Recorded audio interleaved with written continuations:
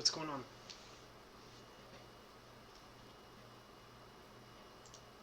Oh. Oh, that was so weird. Didn't send me any kind of information. Okay, hey guys! I swear Streamlabs has been acting so strange. Ever since the most recent update, it keeps doing things that are just... So, normally when I start Streamlabs, what'll happen is it'll bring up like a little pop-up window, and it says, like, you're about to go live, would you like to put in this information, blah, blah, blah, blah, blah. And then you click that confirmation, and then it starts you. This time I clicked start, and it didn't show me anything. It just started immediately. So that really, really surprised me. I had no idea that it was going to do that. Let me get the chat log up here, which is, it's kind of weird. It's acting so different. Why, Streamlabs? Why did you change so much? It's so weird. Hey, Wrath of Wood, good to see you! I can see you through, the little pop-up chat, which is nice. But I can't... Oh, that's not what I wanted. Whoop! That's not what I wanted either. Hold on, I promise that we will... Actually, I will start addressing people properly in just a moment. This just got very strange and kind of weird, and I don't know why it's doing this stuff. It's very much weirding me out.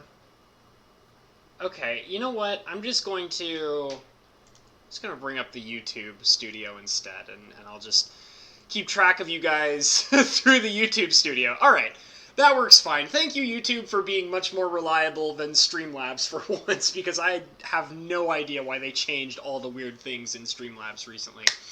Alright, hey, what's up, Man Cave? Thank you for joining me. Wrath of Wood, I already said hi, but thank you also for joining me. We're getting back into the cube tonight. I kind of wanted to talk about, like, I'm kind of trying to have, like, different subjects to talk about with the cube in each stream. So you'll notice that I titled this, Your Pitchforks Are Ready. Alright, I hear ya. I keep trying to kind of have, like, different subjects to talk about in each video, or stream, I should say. And this one I really wanted to talk about because this was actually a huge issue. We're going to go into the red pile because we've done white and blue and black, so we're moving into red, and red actually, like, I'll go through the red pile, and red had a bunch of interesting issues with it throughout the entire time that I've been building it. Even now, I still kind of have some of those issues. Some of it is balancing related, but most of it is related to the actual, like, problem with the philosophies of each different color. And when I say philosophies of each individual color, what I'm talking about is, like, a lot of it has to do with, like, color pie stuff. Like, you guys, I mean, if you guys are seasoned Magic players, which I assume most of my audience is, there's something referred to as the color pie for Magic the Gathering, and it's basically like each color is separated into a particular, like, slice of pie, and each pie has its own strengths and weaknesses. And on top of that, each different color also has its own set of playable philosophies. And most of the colors are very well established in each of their philosophies, but some of them kind of fall a little too weak in one particular category or another. And what's interesting is that the two colors that tend to have problems with their overall philosophy and design of cards, and I mean, this is just how it is, it's just kind of how each one is designed. Red and green tend to have power level problems in the cube, in the sense that they're generally weaker. Like, they're generally weaker, and most of the time, like, when me and my friends play my cube, usually we almost always play with white or blue or black. And then red and green tend to be colors that we just kind of throw in based on, like, maybe a couple of cards in particular. Sometimes we don't even use the color. Sometimes we just splash for something. Like, something will just come up that is really, really strong, and we don't want to play the color because we feel like that the color falls a little too weak compared to the other colors, so we'll splash for like 1 or 2 cards. And that's another thing I'll talk about. I'll talk about splashing in the cube as well in a little while. But red has the most interesting issues of the 5 different colors. Well, I mean, green has issues with being a little weak, because it's so creature-oriented and it doesn't have very many ways to protect itself. But red has a weakness in its overall philosophy, in the cube in particular. It's you notice it in the cube. So, like, when you think red, like, when you're playing, like, Standard or Arena or whatever, yeah, I would agree with that, Wrath of Wood. Most people tell me white is... I actually get told that white and blue are the most OP colors in my cube. And I really try to balance it out. I kind of try to give the other colors edge over... like, give them an edge over white and blue. But it's very common for white and blue to stand completely, totally dominant. And, you know, I try to keep it in check, but sometimes that's tough. But anyways, what I was saying about red is that when you deal with, like, Arena and Standard and things like that, like, when you think red, like, what is the kind of playstyle you think of? Burn. You know, you think of raw damage, right? I mean, you think of, like, little... Sometimes you'll think of the little tiny goblins or, like, the little dudes that come in and ping for just small amounts of damage. But a lot of the time, you get burn.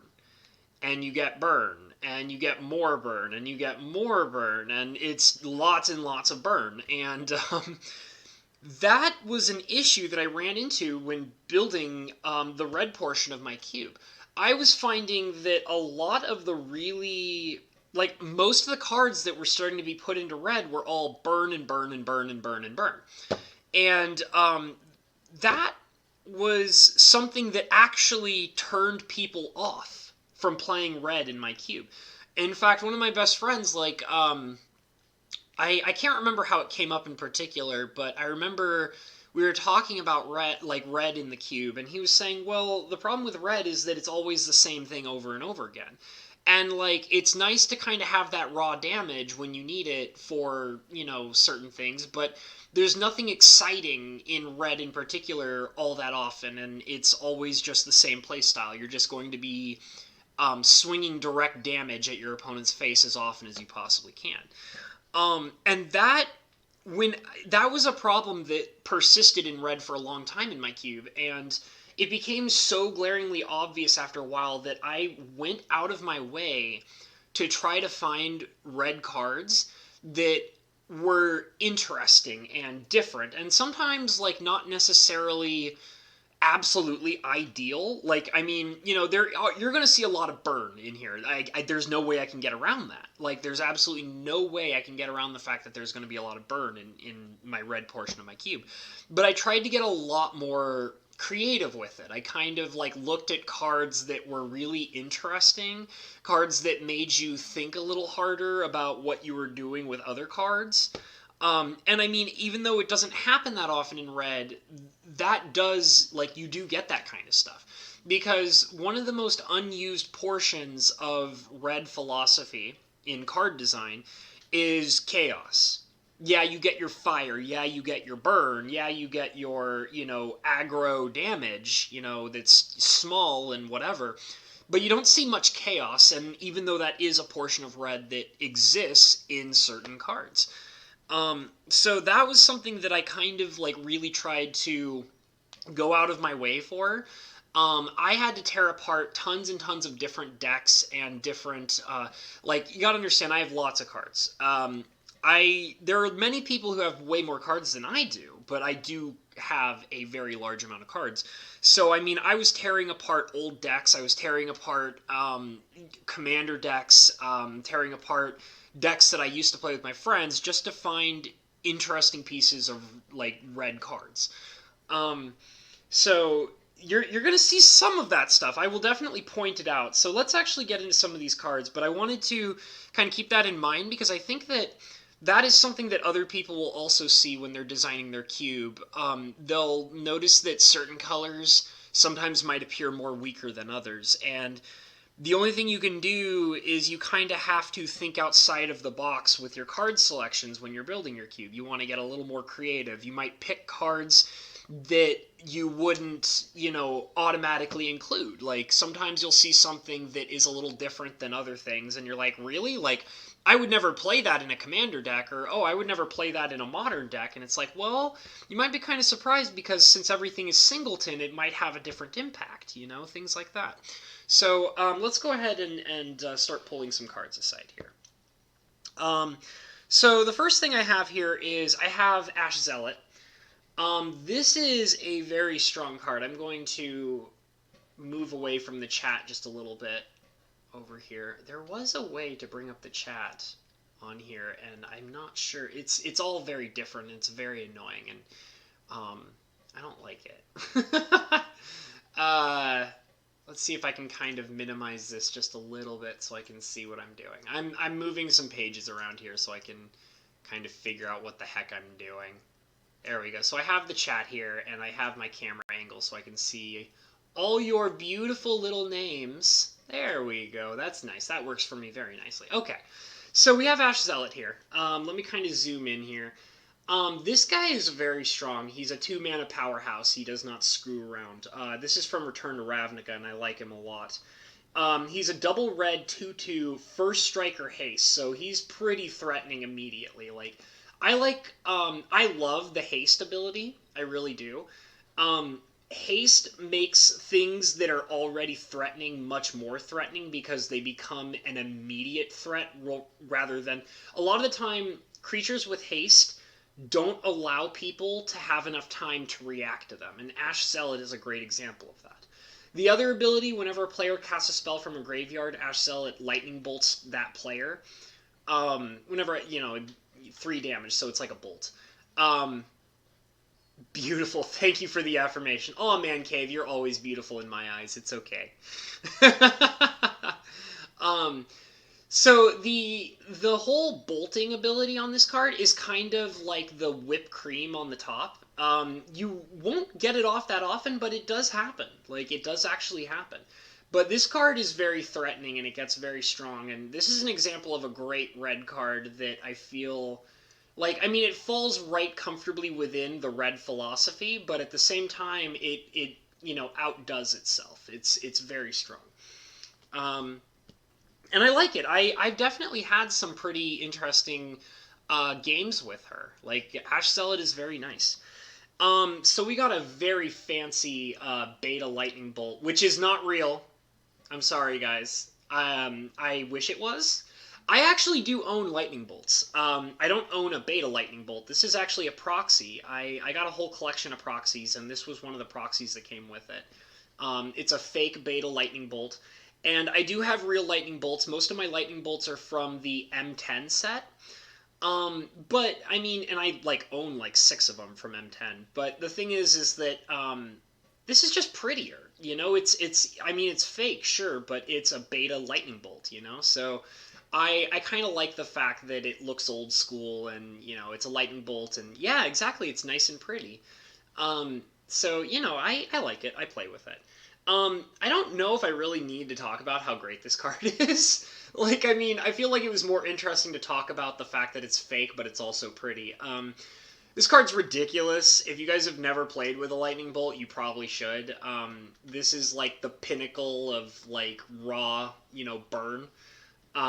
Kills lots of things. Also hurts when you have to take one to the face. Moves at instant speed. It's great. You gotta play with a lightning bolt. You should include a lightning bolt in your cube. I think it would be kind of weird to not have one. And you can pick up, cheap copies. I think M25, the M25 Master Set had uncommon lightning bolts. I don't think they're that expensive. I'm not sure. Looks fine. Old black border bolts are pricey. Yeah. Like I said, this one's a fake. It would be cool if it was real, but it's not. But I think it looks nice, so I play with the proxy instead of my real bolts, which are, from M10. This is a Magus of the Wheel. This is from M25. It was originally printed in a Commander set. It's pretty strong. I mean, it's basically like um, it's a Wheel of Fortune, but it costs 5 instead of 2. You know, because Wheel of Fortune is Wheel of Fortune 2 or 3? I can't remember. There's a Wheel of Fortune in this cube, so you guys will see it. But basically, it's like a more expensive Wheel of Fortune stuck onto a 3/3 body. Interestingly enough, I can't think of any particular games where this guy has really stood out ever. Now, Wheel of Fortune, the actual Wheel of Fortune I have in my cube, sticks out a lot. It has actually completely changed games, the actual Wheel of Fortune I have in the cube. This guy, not particularly stands out. I don't really know why. I can't really think of any games where he's been out to really do much. I can't think of a game that he's ever swung in his favor. He has the potential to do so. I would never say don't include him. I mean, he's in my cube. But there's no games I can think of where he's made a major impact. So, you know, that's just how that is. But this card's great. I mean, play with it. I mean, it's a 3-mana 3/3, and, you know, you can always use that. Like, you can use his ability at instant speed, you know? Like, I mean, that's pretty nice. So, you know, use it at the end of a turn on your opponent's turn or something like that. You never know. Just not in particularly has stood out to me. I'm sure that eventually there will be a game where the whole thing will hinge on him existing. But I just haven't seen it yet. This guy is amazing. I love this card. This is Goblin Bushwhacker. This card is so powerful. Like, so powerful. This guy wins games. This guy can change games. Like, so, first of all, this card is great on turn 2, but this guy is also great on any turn. Like, no joke, you can play this Goblin Bushwhacker, like, as an endgame kill spell. Like, you can win a game with this guy. It's ridiculous. Hey, Bo Falcon, you're actually not that late. I only started just a few minutes ago, so you're pretty on time. No worries. Yeah, it's all good, man. Cinder needs some help, so it's all good, man. And I like Cinder, so it's no problem at all. Anyways, this card is fantastic because, like I said, this card can win you a game. I've seen it happen. He's very, very strong. And it doesn't matter, like, you can play him on turn 2 and he's amazing, and you can play him on turn 8 and he's amazing. So, this guy's great. And he's common. He's common from Zendikar. I actually have, like, this is my 5th, I own, like, 5 or 6 copies of this guy. And 4 of them are actually in a Goblin deck that I have, and he is an MVP in that Goblin deck.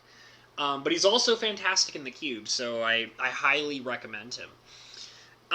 Next we have Reiterate. So this is a great, I like this card because this actually goes back to what I was talking about the philosophies and like how like red kind of has to have that extra push to make it so that it's not always, you know, burn all the time. This is a great example of a card that you don't see too often in red, but it's great to play with. It's a great include in a cube format, and it really reaches outside what red can normally do. Now, I know that they've kind of established at this point that red gets a lot of copy spells now. Like, that's kind of become the norm. But even though that is true, I still feel like that it hasn't been normalized to the point of where you see copying spells as often as burn. And that kind of makes sense because copying is really powerful. So it's nice to have this kind of card because it really does make... It's a card that actually makes red a lot more attractive. Because, like, for example, if you are already interested in playing blue, this is a card that would make you think about wanting to run red and blue. Because, like, the fact that it has 2 red symbols means that you probably have to go hard on red already to be able to play with this. And it'll basically say to you, like, oh, like, what's better than an Ancestral Recall? 2 Ancestral Recalls. What's better than a Time Walk? 2 Time Walks. You know what I mean? So this is one of those cards where you might actually, like, it kind of steps a little bit out of what red normally does, and it also makes it so that you will want to play red, which is why it's included in here. It kind of pushes that particular angle of the red philosophy a lot more. And to actually talk about the power of this card, it's very strong. This card, the buyback, actually I'll admit, the buyback doesn't get played that often. It's kind of like that blue X counterspell that I was talking about in the first stream, where this is one of those cards where the buyback doesn't get to use very often because it's really expensive. But I have seen, like, both me and, like, my friends who've played Cube with me, we've gotten this card off before and didn't pay the buyback, and it makes a huge, huge impact. Like I said, because it's like, you know, there's always the possibility of, oh, like, it would be kind of cool to, like, play it over and over again, but even if you get that one opportunity to have 2 Ancestral Recalls, or if you get that opportunity to have 2 Time Walks, like, it feels pretty awesome. Like, it really does. So, I mean, the buyback is kind of negotiable. You don't necessarily always want to use it, but this card by itself as a 3-mana instant for copying is very strong. This guy is, like, so a lot of people think this guy is underwhelming. What's better than 1 with nothing? 2 1 with nothing. Oh, wait. Bo. So, this guy raises a lot of eyebrows for a lot of people. This is Manic Vandal from M11. It's a common card, 3 mana 2/2. When it enters the battlefield, destroy target artifact. This guy's an eyebrow raiser. A lot of people don't immediately appreciate this card. And sometimes I even get questioned why it's even in the cube. This guy is so important. I don't think I could ever have this cube to the ability that it's at without this guy. This guy can keep you alive longer than you would expect. He can destroy humongous artifact threats. And when we eventually get into the artifacts, you will definitely see why cards like this in particular are extremely important. There is quite a decent amount of red artifact removal. There's some, like I said, red has kind of the artifact removal that, like, it has the kind of removal that will make you sometimes wonder if it's actually good. But I have seen this guy come out and save people from dying. Like, not even joking. I've seen this guy blow up Umezawa's Jeet. I've seen this guy blow up an Obelisk of Alara. It's fun. He doesn't need another reason. Yeah, that is true. He does have really good flavor text. But this guy will save your life. Like, I mean, it's not, like, the most powerful thing ever, but, yeah, exactly. It's like a Reclamation Sage, but in red. It's cube stable, enough said. Yeah, pretty much. I actually really like this guy, because I've seen him save people from dying. Like, it's happened many times. We got our Red Planeswalker, Koth of the Hammer. This guy is very cool. This is also one of those cards, like I said, that kind of steps out of the bounds of red a little bit, and I like that. He turns your lands into creatures, which is pretty nice. Oh, I know what you meant. He's important for the cube. It's all good. I know exactly what you're talking about. But anyways, this guy kind of steps out of the bounds for red. He turns your mountains into creatures, which can be pretty useful. He can make you a whole bunch of mana in red, which is also something that's not very common. And he can also turn your mountains into reusable burn spells. So, I mean, this guy's pretty good. He's pretty darn good. I would say that out of all of his abilities, and this might surprise you guys, his +1 gets used the absolute most. Not just to make him bigger, but literally people find a lot of utility in turning their mountains into 4/4s when they really need it. Because it's also a way of protecting the Planeswalker as well as themselves. So, I mean, his #1 ability actually gets probably used more frequently than any of the other abilities. It's really useful. But this guy's pretty strong. I would say that there are multiple Planeswalkers that make a bigger impact than he does. And, he doesn't really, like, for example, like Liliana, like I showed you guys Liliana a while ago. Liliana always feels like a humongous major impact on the board state rather than Koth of the Hammer. But this guy gets work done. He really does. So yeah, he's pretty good. I don't know if I would demand everybody go out and buy one and put him in in the cube. He's actually kind of a guy where I just owned him and like put him in because I owned him, you know? And like a lot of the white and blue cards that I went through, a lot of them are like, oh, you should definitely play with these kinds of cards. You guys are going to see some red cards where it's like, I don't necessarily like demand or recommend you go out and like buy one immediately. But it's good if you have it, you know?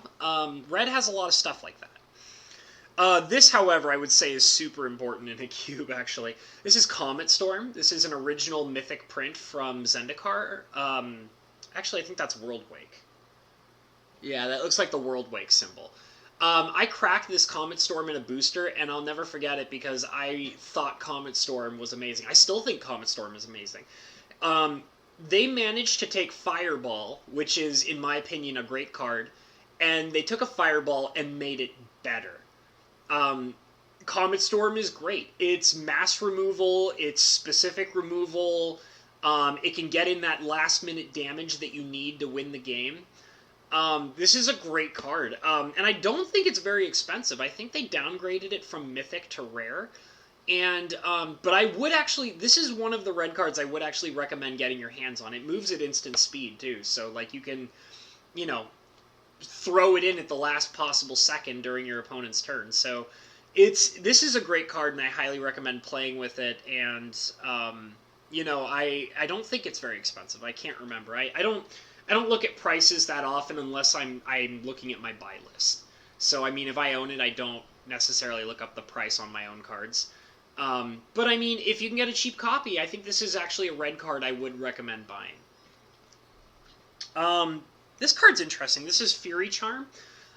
This is a foil from Iconic Masters. And this card has a lot of utility, even though... So it has 3 different abilities, and I would actually... But only $1 or $2? Okay, yeah. So, I mean, I would recommend it. Because we were talking about Comet Storm, I would recommend buying a Comet Storm. It's great in cube, and it's not expensive. So that is actually one particular red card I would heavily recommend to people. Moving on, so Fury Charm, this card is really good. Now, I would say its 3rd ability is probably the weakest. There's only maybe 2 or 3 cards in the entire cube that use time counters. But the other 2 abilities, Destroy Target Artifact and also +1/+1 with Trample, +1/+1 with Trample is not exactly the most common thing in Red, especially at instant speed. So this card gets used pretty well for both of those 2 abilities mostly. So I mean, you know, I would look at it specifically for those 2 abilities, not necessarily the 3rd one. The 3rd one's kind of cream on the top because there are a few cards that work with it, but it's not something you would depend on. So this is great removal, and it's also great to get in that extra damage you really need to get through. So, I mean, I would, you know, Charm cards in general are usually good cards to put in cubes because they have lots of different utility and abilities to be used for different things. So I would recommend getting some Charm cards. This one in particular I always think is pretty strong, but it's negotiable. You know, there could be something better. Next is a foil Cinderella Mental from, this is Gatecrash. I love Cinderella Mental. I actually own an original one from, I think the original print of Cinderella Mental was from Stronghold, I think. Oh yeah, it's all good, Bo Falcon. Yeah, you know, I like to link content that the content creators create in their own streams, but it's only when people are talking about them. So, I mean, you know, like, I would even say, like, if, I mean, my particular content isn't exactly the same as, you know, perps and stuff like that. So, like, but I would say that if there was ever a situation where somebody was, like, in my stream, like, asking about something that I've created, like, you could link my own stuff in it. Oh, it was Cinderella Mental was from Mercadian Masks. That's right.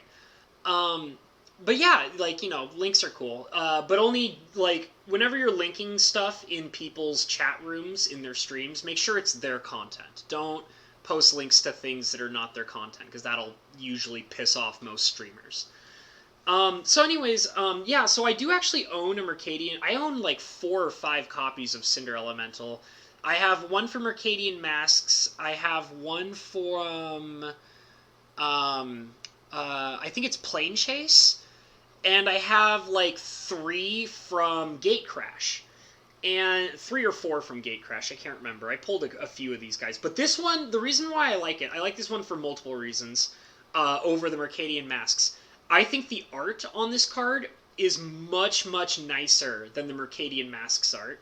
And also, this is a foil.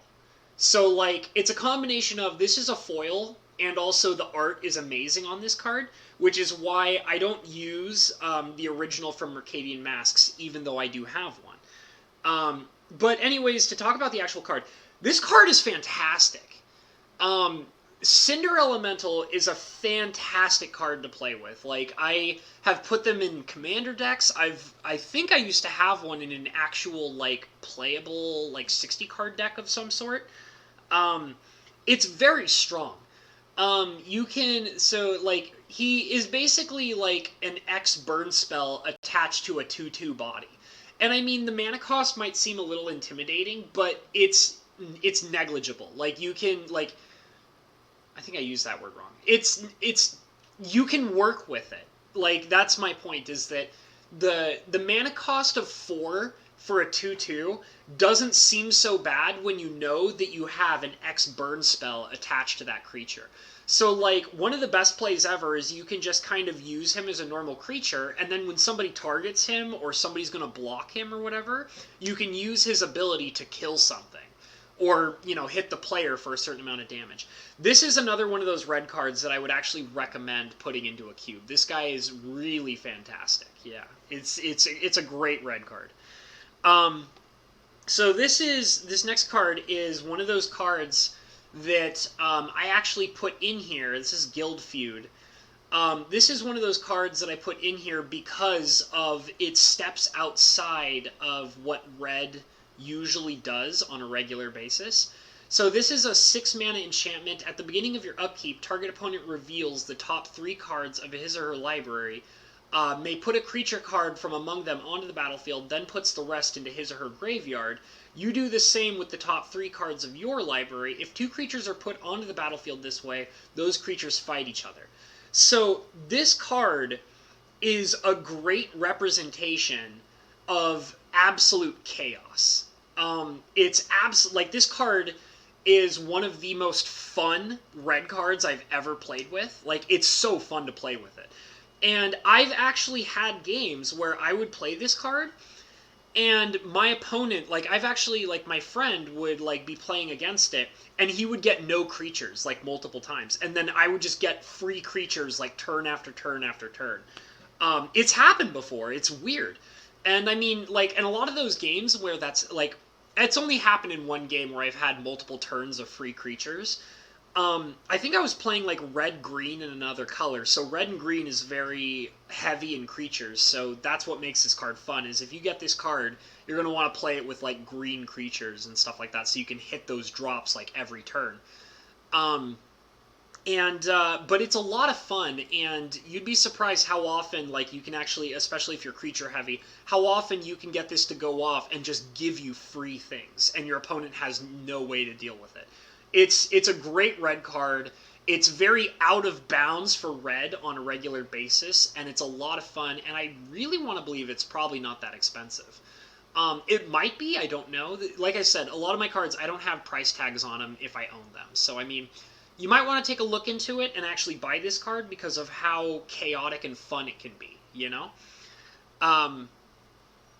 This next card is amazing. This is a card that makes people want to play red. This is Relentless Assault.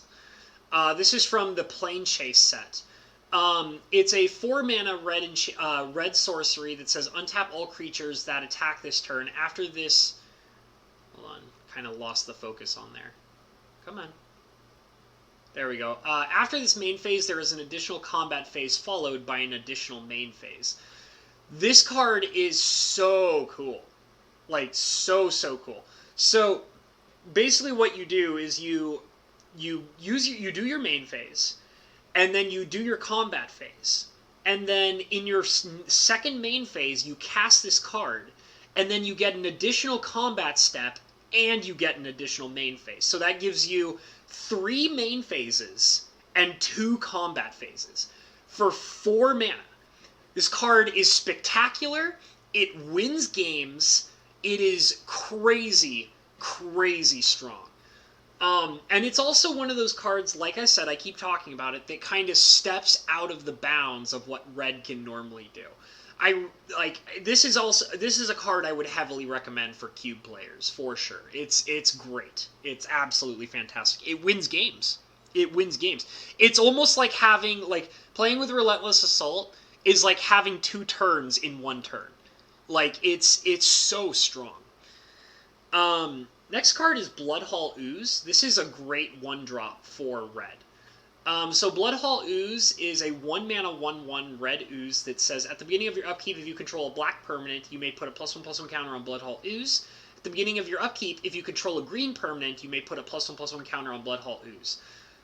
This guy gets really big very quickly. I've seen him turn into like the best case scenario, he's a 3/3 on turn 2, which is not to be like you don't joke around with that. That's very, very powerful for red. It does require that you are playing specifically one color or the other or both. I have actually picked this guy because he synergizes with one color rather than both. I don't always like the idea of being forced to play in specific colors on cards like this, but because of how flexible he is with his 2 abilities, like, I will put him in, like, a red, green, and blue deck, or I would put him in a red, black, and white deck, you know? Like, he's very strong, and, like, even if you can't get both abilities off at the same time, just having one has a lot of utility and can make this guy into a humongous threat. So this is a pretty darn strong card. I would recommend this guy as a 1-drop, for sure. Hammer of Purfros. This guy has not been in very long. I've owned this card since I played in Theros. Theros is one of the sets that I played very heavily in. This card can be very strong, but I haven't really seen it come out and do anything yet. Kind of cover up that other card because it's kind of making the focus weird. Come on, there we go. So it's a 3-mana legendary enchantment artifact. I have also the Spear of Heliod in white, so this is the Hammer of Purfros in red. And the creatures you control have haste ability is probably the single biggest thing that this card does. It's such a big deal. Haste is a favorite ability of mine. I love it when creatures can have haste and become immediate threats. It'll often allow, like, for example, like, the best feeling ever is to get in a humongous, like, beat stick and then have something give it haste, and your opponent doesn't have time to react and protect himself. So that's, like, the major utility you get out of this card. The other ability is kind of not very frequently a big deal. It can be. Like, you know, the ability for sacrificing a land and having a 3/3 golem enchantment artifact creature on the battlefield, it's a bit expensive for the like cost that it is, because you have to pay the 3 for a 3/3, but you also have to sacrifice a land. So I don't think I haven't really seen this card played very much, even though I think it could be very powerful, and I have no way to actually scale the power in the cube for the second ability. I can tell you guys that the first one will definitely make an impact, but this second ability, I don't know. I could theorize that it would be really good when you're close to the end of a game and you need a few extra bodies on the, in the game. In the late turns, lands become less useful. So it's like, that could be a good utility in late game. I don't know. Kiln Fiend. This is a foil copy from Iconic Masters. I have a lot of Kiln Fiends. I probably have, like, a lot of them. I have, like, 6 or 7. I have the original prints from, I think I have, like, 2 or 3 from I've made Mountain Men. It's grindy. Okay. I mean, you know, like, I would probably be able to understand the Hammer of Purfos a little bit better if I got to see it in play a little bit more. But I just haven't gotten to that point. Anyway, so Kiln Fiend is extremely strong. I own a lot of copies of this guy. I'd probably say I own about like 7 or 8 copies of Kiln Fiend. This one's a foil, and I like it because it's foil. But the thing is, too, is that this is an extremely powerful card. Like, this card, to give you guys an idea if you've never played with this card before, this card is so powerful, there is an entire deck type designed around it. Like, that's how strong this guy is. He's so strong that an entire deck type is all about using this card as much as possible. It's just basically, he can be, like, he gets +3/+0 whenever you cast an instant or sorcery, and he's a 1/2 for 2 mana. So, I mean, you know, it's very easy to make him into, like, I've seen him get as big as a 7/2, which is kind of a big deal. I mean, a 2-mana creature that can swing for 7 is not something you want to be in front of. Like, it's very scary. And one of the nice things about Kiln Fiend, too, is that people are scared to kill him. I told you, like, in the previous stream that removal is very precious. It's an important resource in playing Cube, and you need it to be able to, like, blow up gigantic, scary threats. But with cards, like, I was talking about, like, cards like Suture Priest, I was talking about cards like, what are other examples? Suture Priest is one that always comes to mind, but there's multiple cards that, like, look, Suture Priest, the other one that I was thinking of is, like, Step Links. Cards like that, and, like, Kiln Fiend falls into that category, too. People are scared to use their precious removal on cards like these because they're itty-bitty guys that seem like they might be easy to kill, and you shouldn't have to waste removal on them. So the fact that people kind of recognize that cards like this might seem like they're easy to kill, they won't use their removal on it, and a lot of the time, these guys kill. Like, I mean, cards like this will kill if people are scared to use removal on it. So, Kiln Fiend is a card that I would definitely say you gotta put into a cube. It's very strong. Next is an original print of Through the Breach from Kamigawa. I was actually really surprised. I've owned this card for a very long time. I was very surprised to find out that this card is highly valued. People try to get their hands on it specifically for playing Emrakul, which I think is kind of interesting.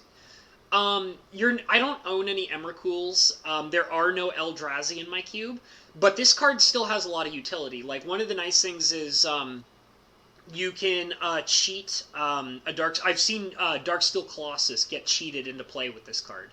So this card definitely has its utilities. You're never going to use Splice onto Arcane. I'm sorry, guys. It's never going to happen. But what this card does at 5 mana is fantastic.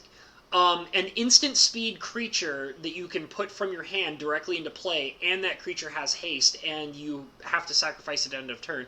This card gets things done. It cheats things into play. It's awesome for red.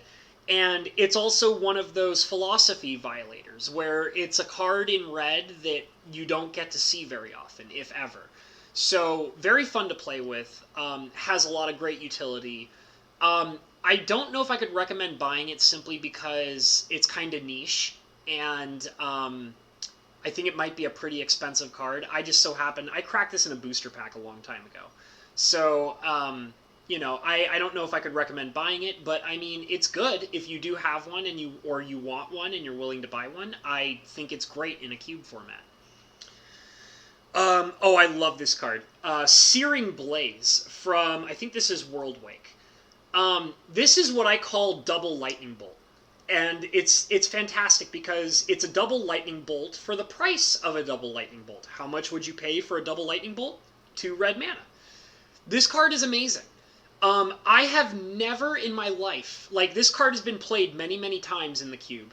I have never in my life, while seeing this card in the cube, I've never seen it only deal 1 damage. Because you see it says, Searing Blaze deals 1 damage to target player and 1 damage to target creature that player controls. I have never in my life seen this card deal only 1 damage. So most people play this card as a 2-mana sorcery double lightning bolt. They'll put a land down on their turn, and then they'll cast this card and hit the opponent for 3 and hit a creature for 3. This card is absolutely spectacular. I don't know if it's ever been reprinted. This is a card, I own like a couple of copies of this card, not very many, like 2 or 3. But I only need one for the cube. It's very worth it. It's so very worth it, and you'll probably always get it as a double lightning bolt. It's very, like I said, I've never seen it only deal 1 damage. I've always seen it deal double 3. Great, great card. Mana Barbs. Hey Jay Bouchers, how you doing, man? Welcome to the stream. We're going over Magic cards in the cube. We're talking about red cards in particular, and I'm talking about like the philosophies of red and things like that, and why it's fun to violate those philosophies with, you know, cards that do so. So this card is Mana Barbs. This is a very interesting card. Why is it not focusing here? Come on. It's giving me some trouble here. Hold on. Okay, let me there we go. Mana Barbs. It's a 4-mana, red makes them dead. Yep, that's the saying. Mana Barbs is a 4-mana enchantment that says whenever a player taps a land for mana, Mana Barbs deals 1 damage to that player. So what's really interesting is I'm not very good at playing this card. But my friends are fantastic at playing this card. It's kind of like I was talking about a while ago about cards that work like balance, in the sense that whenever you play this card, you have to make sure that it works in your favor. And as long as it works in your favor, it can win you a game. This is one of those cards, and it's a card that I have used a couple times, and it's killed me. Like, I'm the person playing with it, and it kills me. But every time my friends have used this card, it's always worked in their favor. They're very smart. I play with some pretty good Magic players, and they're very good at knowing how to utilize this card properly. This one just happens to give me a bad time. I'm not good at working around this card. I'm great at working around the Abyss. I'm great at working around Nether Void. Mana Barbs is not a card I'm good at working around. But that doesn't change just because I die to it a lot, doesn't mean I'm going to take it out of my cube. My friends love this card. They love playing with it. So, you know, even though it kills me a lot, I'm not going to take it out just because it kills me a lot. I keep it in because my friends love it, and it leads to a lot of interesting and fun games. So, yeah, this is a great card. I think that people should probably play with it. It's definitely, like I said, it's a card where you have to kind of, like, plan around it, but that adds a mental dimension to the game. Like, you want to keep your players thinking, you know, utilize your mana properly, how much damage are you taking, things like that. Great card to play with. Next is Fling this is a M11 copy of Fling. This card I love. I love this card a lot. I actually used to have a deck that played with like 4 copies of Fling. I remember having Fling, and did I already lay down my rules? Yeah, I did. If you go into my first stream, I actually talk very heavily about the rules of my cube.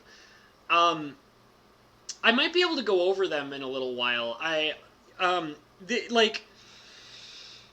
It might just be better if you, like, when you get a chance, Jay Boosh, rewatch, like, my other streams, because I talk very heavily about the rules, and each stream I do, I kind of pick, like, a subject that is important to, how my cube functions.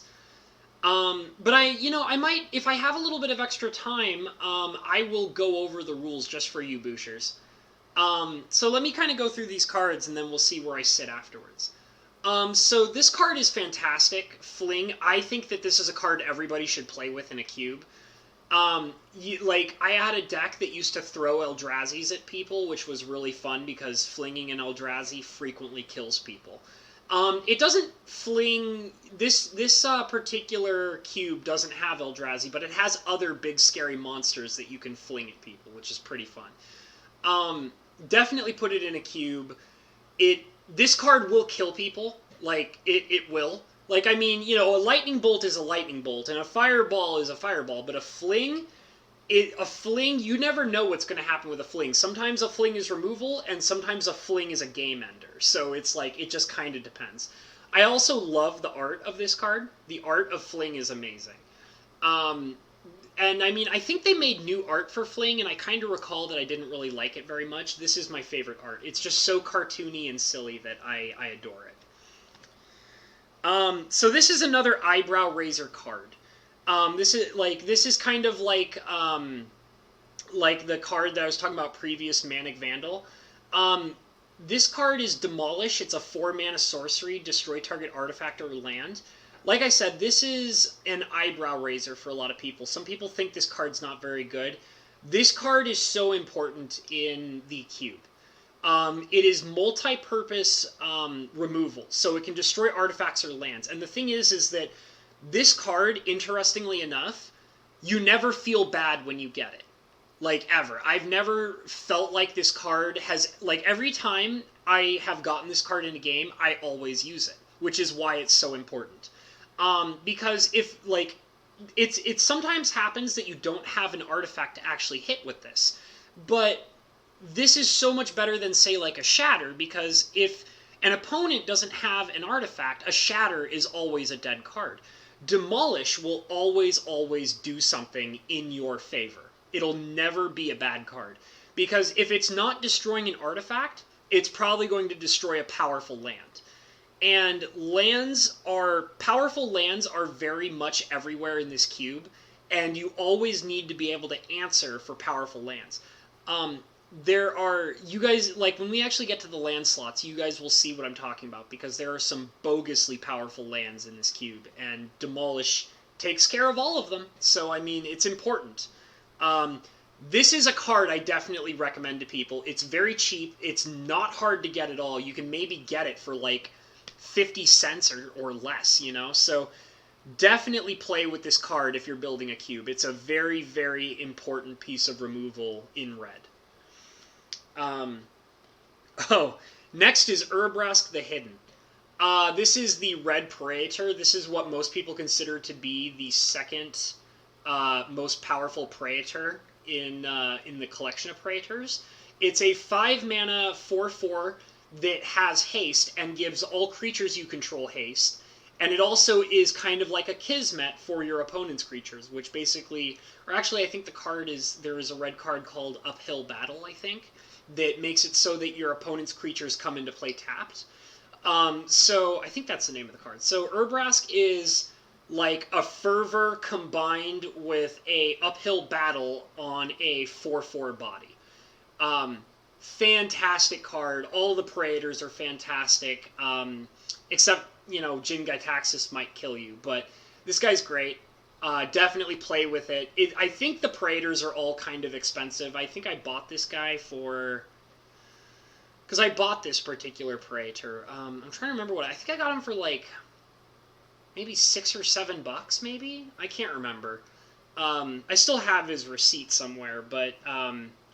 Also, if you guys buy a lot of singles, keep your receipts. Anyways, yeah, this guy's very strong. You should probably play with him. Don't underestimate him. He's crazy.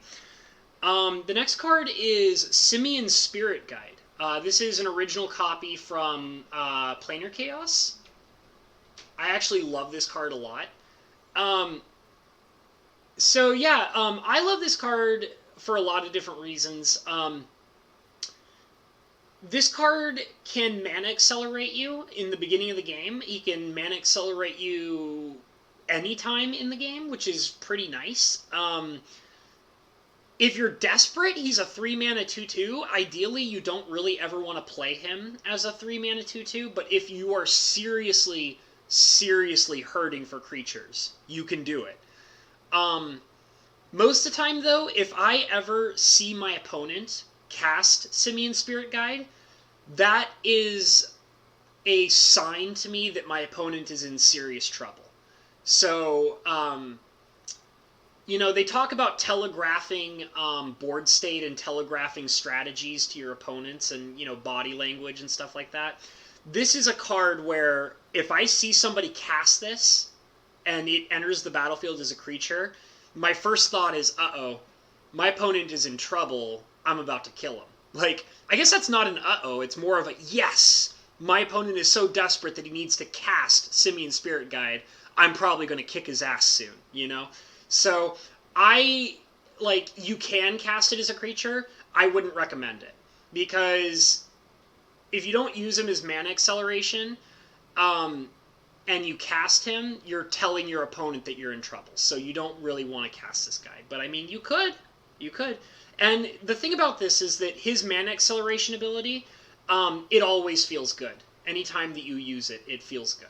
He's always going to put you ahead by 1, and the cost of putting you ahead by 1 mana is simply getting rid of him from your hand. That's awesome. That's a great feeling. So yeah, he's very good. I would recommend getting that guy.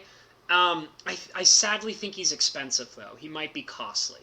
I kind of remember that people realized that he was a very powerful card, and people were buying up lots and lots of copies of him. So it might be kind of hard to acquire a Simian Spirit Guide. But if you can, play with him. He's great in the cube. Next is Rockamar. I love this girl. I actually opened her in a booster pack from the Alara set that she's in. I think this is Conflux. She's a 4-mana 2/2 with haste. And for 1 red mana and a tap, she can put a 3/1 red elemental creature token with haste on the battlefield. She is so awesome. You can cast her for 4, and then put her on the battlefield, and then you can immediately tap her and use her ability to create a 3/1 aggressive token that can attack the very turn you play it. So, for 4 mana you get a 2/2 with haste, which is fine. That's alright. But I mean, for 5 mana, you can get 2 bodies with 5 power, and both those creatures have haste, which is excellent.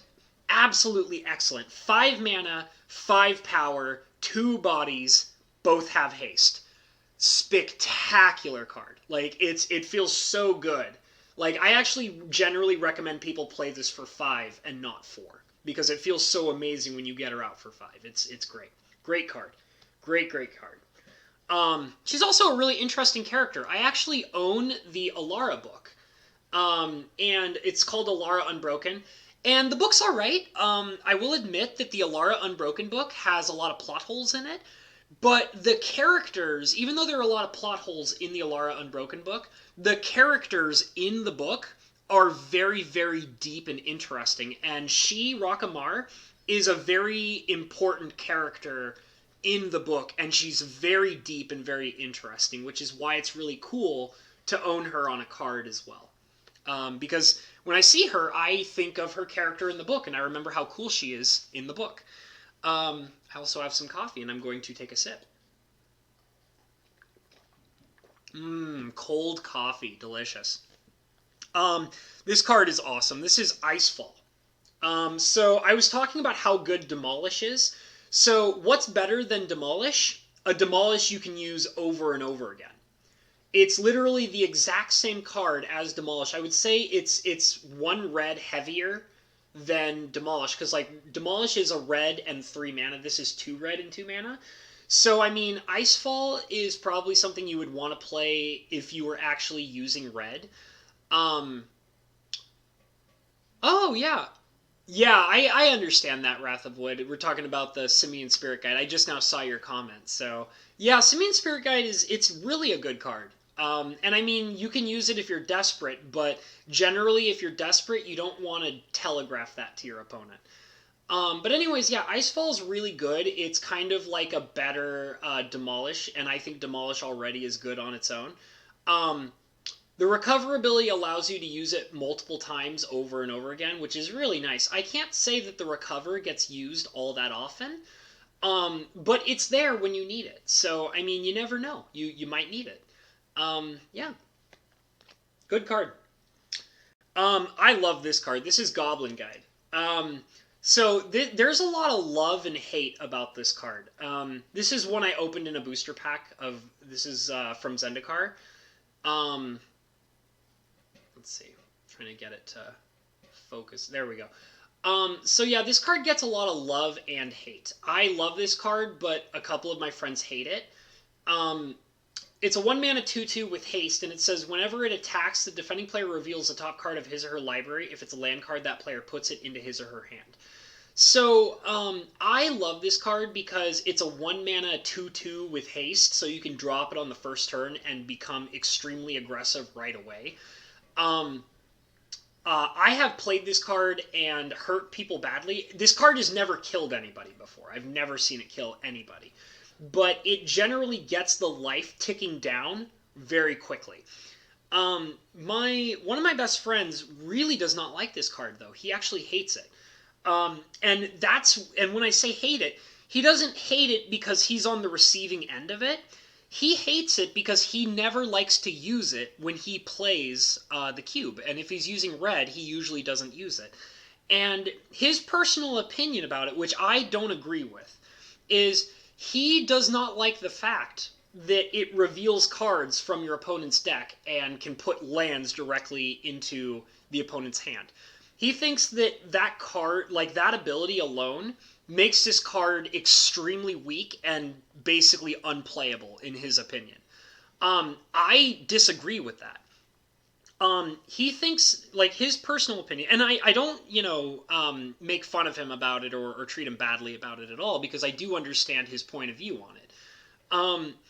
He basically, like, he thinks that that ability is gaining your opponent card advantage. So, like, even though you're going to hit for 2 with this guy, he's going to create a form of card advantage for your opponent. And even if he's not creating card advantage, he's allowing your opponent to scry one to be able to plan around the next card that he gets. And that's how he sees it. He thinks that it's not very good. My opinion on it, though, is that I believe that this ability makes him better. Now, my friend sees it as a disadvantage. I see this ability as an advantage. I see it as when this card is revealing cards from your opponent's deck, it's telling you, the user of Goblin Guide, what is about to happen, which means you get to play around that knowledge. And I think that that makes the person who is using the Goblin Guide the more powerful person in that situation. It's telling you what's coming next, and also, if they draw land, you don't feel bad about that. Like, yeah, they'll be able to put a land down next turn, but you also know that they're not ahead by a spell, you know? Like, that, oh, like, they didn't gain a spell, and therefore they're ahead of me by 1 spell. They're only ahead of me by a single card, and that 1 card that they're ahead by is only a land. So I actually see what is supposedly his downside as purely upside.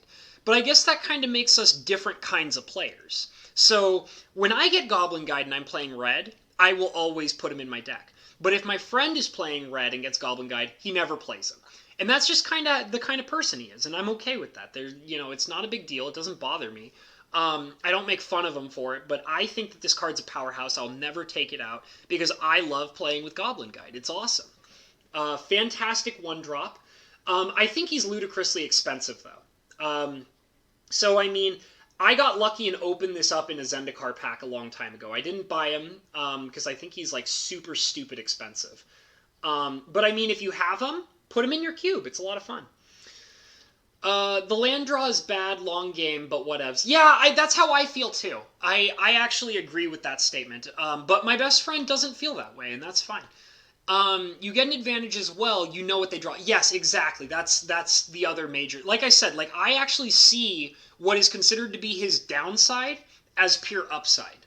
Like I actually think that it makes him a more powerful card than he already is. So, but that's how I see it. And I can also kind of understand why he feels that way about it. But, it's whatever. Like, me and my best friend, we don't agree on all the same philosophies of playing.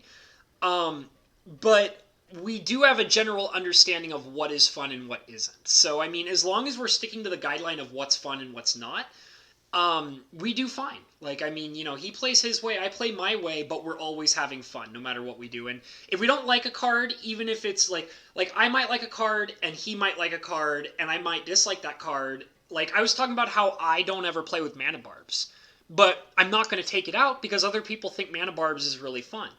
I like Goblin Guide, but other people don't like Goblin Guide. but I still have fun when I play it, and people don't feel bad about excluding him. So, you know, that's what it's all about. Hellkite Tyrant. I really like this card. So what's really interesting is it's a 6-mana 6/5 flying trample. Deals combat damage to a player. You gain control of all artifacts that that player controls, and if you control 20 or more artifacts, you win the game. So this dragon has never won a game with this ability before.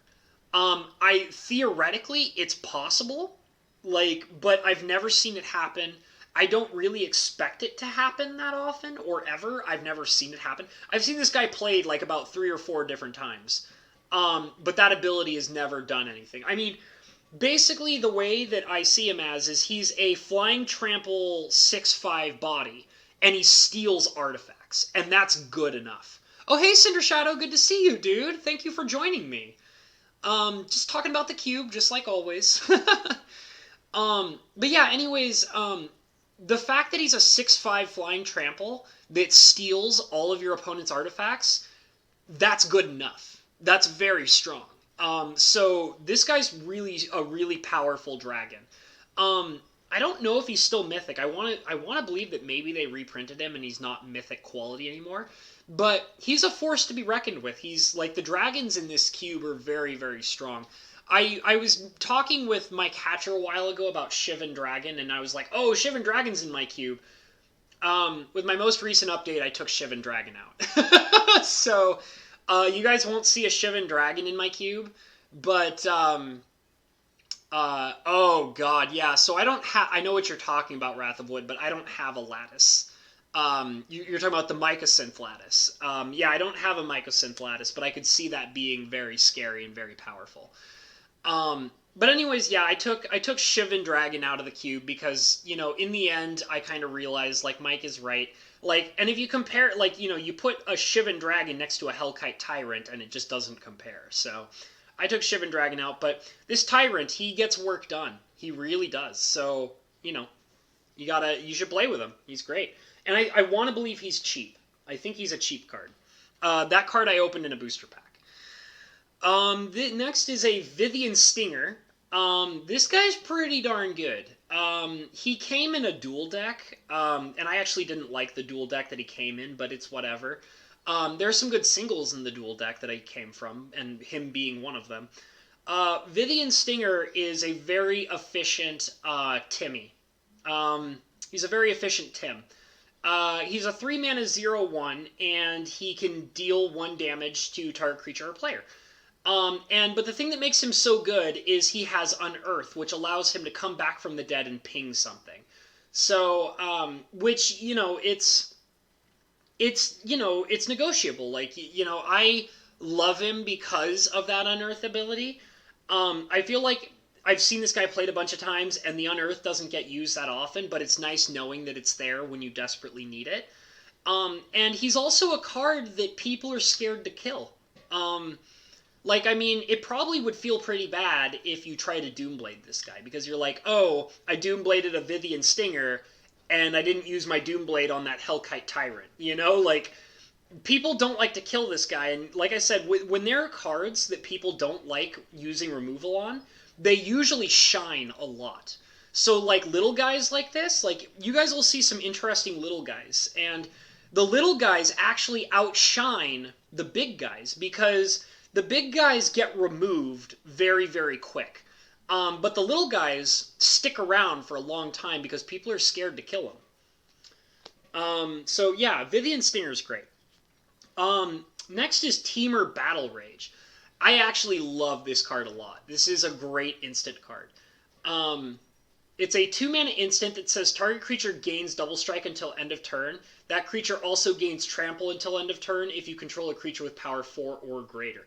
So, this card is so strong. It's a, 2-mana red instant double strike. And, I mean, you barely ever get that Ferocious off, but it doesn't matter because it's just whipped cream on the top.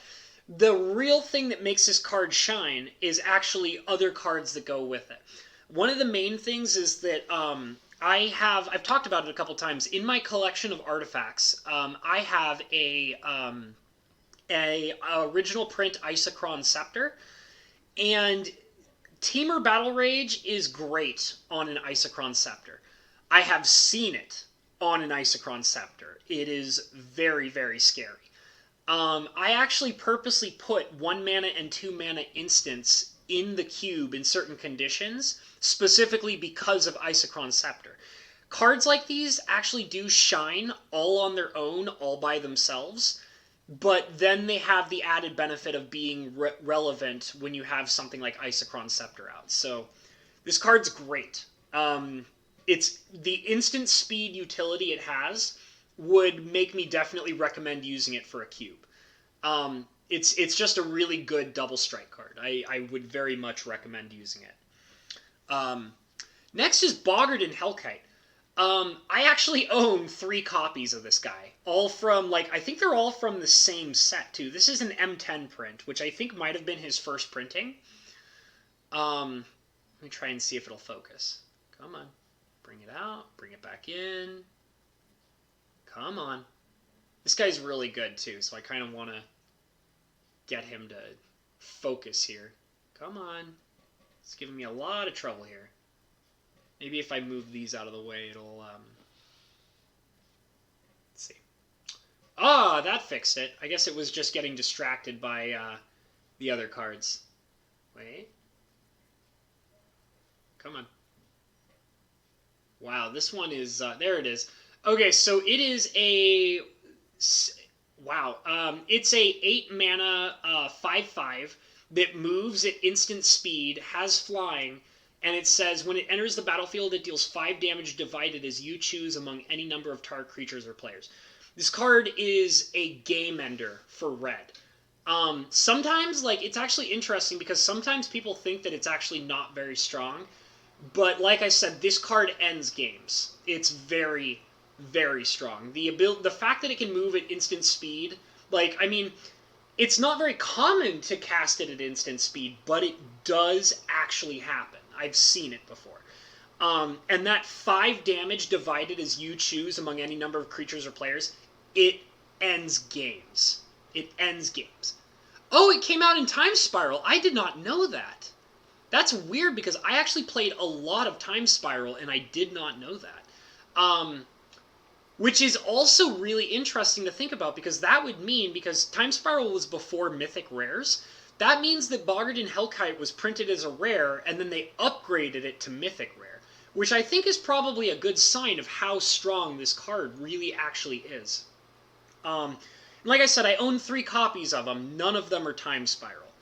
All of them, I'm pretty sure all my copies are from M10. But yeah, this guy, like I said, this guy ends games. He's very, very, very strong. I love him. He's great. Yeah. This, however, the next card, is probably this is my second favorite of all the red dragons that I own. This is a Thunder Maw Hellkite. And this is, in my opinion, this is my second favorite dragon ever printed. I love this guy. This is actually another card that I feel like ends games. It's a 5 mana 5/5 flying haste, and it deals 1 damage to each creature with flying, and you tap those creatures. This card is spectacular. Absolutely. Here, I'm going to move this camera because I kind of shifted where I'm sitting a little bit. There we go. This card is absolutely, positively spectacular. Like, if this guy hits the battlefield and nobody can answer him at instant speed, there's no getting around it. There's absolutely no getting around this guy. He's so good. He's so crazy good. He taps down all flyers. Like, you might not be able to kill all the flyers, but the point is that he taps down all flyers. He moves, he's a hasted creature, so you get to use him immediately, and he's a flying 5/5, and he only costs 5 mana. Like, the thing that makes his card amazing is that, like, he almost always is going to hit somebody for 5 damage, and there's no getting around it. It's absolutely spectacular. I love this guy. It's, like I said, this is like my second favorite dragon ever printed, ever. Scary, scary strong dragon. We'll probably be getting to my favorite dragon, which is in the cube. We'll get to him eventually. Next card is Anger. This is the red incarnation. I don't have an original print of Anger. I have original prints of Wonder, Brawn, and Genesis, and Valor, but I don't have Anger in an original print, and I don't have the black one. I think the black one's called Filth or something. I can't remember what the black one's called, but I don't think I have him. I know I don't have him. Anyways, this guy is great. He's a 4-mana 2/2 with haste, and if he's in your graveyard and you control a mountain, all creatures you control have haste. So very strong. Like, I keep saying that, like, haste is such a big deal in red. Like, whenever you get a chance to give all the creatures you control haste, like, whenever something comes into the battlefield, it's automatically a threat. Like, it's automatically a threat, and people have to deal with it right away. So Anger is a wonderful card. I would never take this guy out of my cube. He's fantastic. Trust me, this is one of those cards where I'm like, you gotta play with him. He's wonderful. Okay, so this is a fake card that I'm about to show you. It's a proxy. This is an Imperial Recruiter. I know I showed you guys that I do, in fact, actually have Portal 3 Kingdoms cards. I showed you guys that in the previous stream when I showed you the Imperial Seal, which is a highly sought-after Portals 3 Kingdom card. It's legit. This is an Imperial Recruiter, and it is a proxy. It is definitely a proxy. But it's good. I mean, you know, it's very good. It's a 3-mana 1/1 that tutors for other cards, other creature cards that have a power equal to 2 or less. And then you can put it into your hand. There's so many creatures in this cube that are very strong that only have 2 or less power. So this guy's very strong. He's a very powerful tutor effect in red.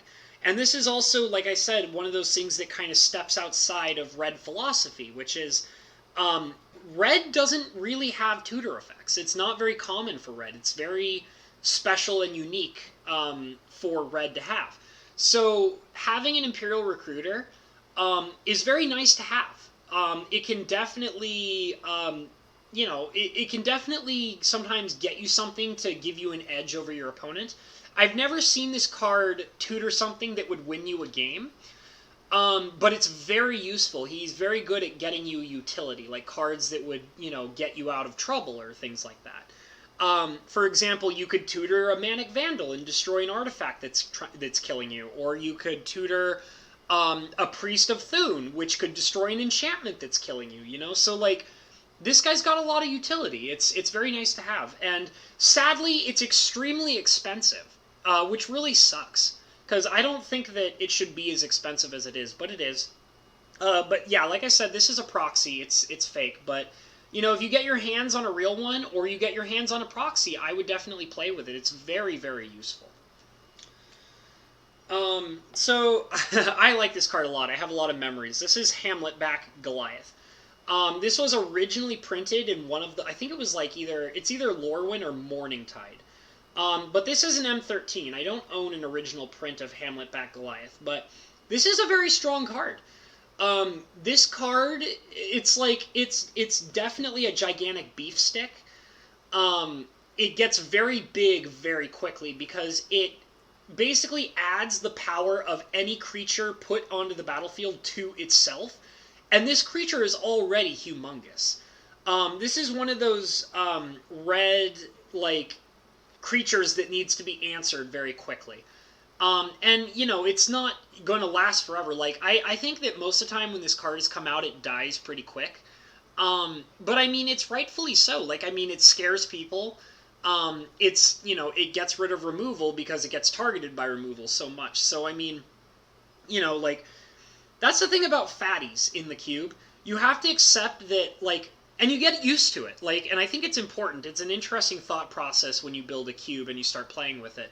Like, I don't think it's good to get disappointed when all your fatties die or get removed or whatever. In fact, it's important, and you can build your playstyle around it. Like I said, like, there are all these cards that I keep mentioning are small, and people get scared of removing them because they're so small.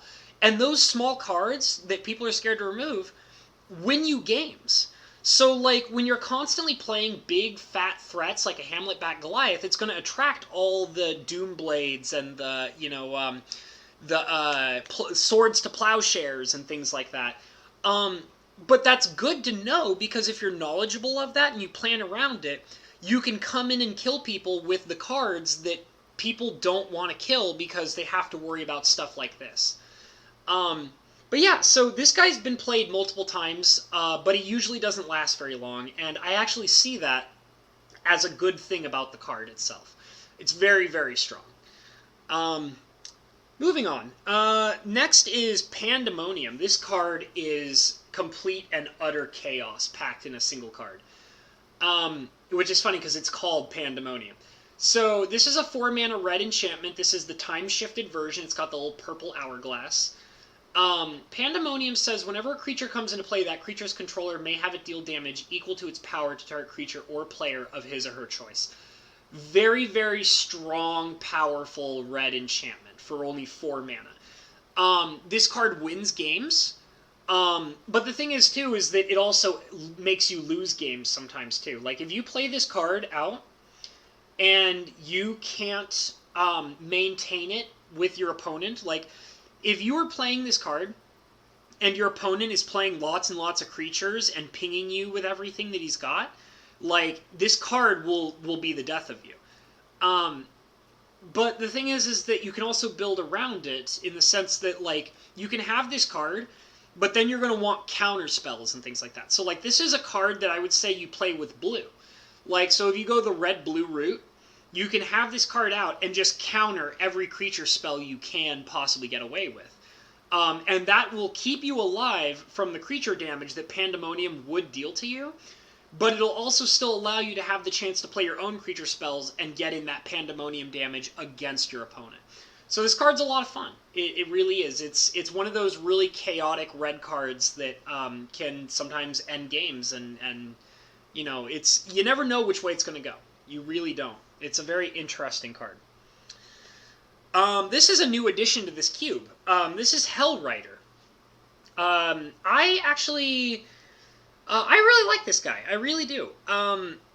I've not seen him actually get played yet because he's so new to the cube. I probably only put him in about less than a month ago. And nobody's really played with him yet, so there'll probably be a chance for somebody to play with him eventually. So he is a 4-mana 3/3 with haste, and it says whenever a creature you control attacks, Hellrider deals 1 damage to the defending player. This guy's very extremely aggressive.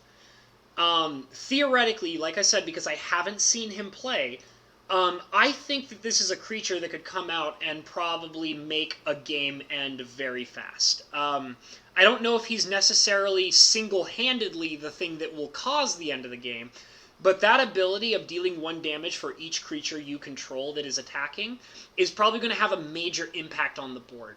He's kind of like this guy's really good because you're paying 4 mana for a 3/3, which would be 3 mana, and then I kind of look at haste as being that 1 extra mana, which is the 4, and then it feels like his ability of dealing 1 damage is kind of like tacked on to make him even better. So it's like that last ability is free, and not only does it feel like it's free, it feels really, really powerful and strong.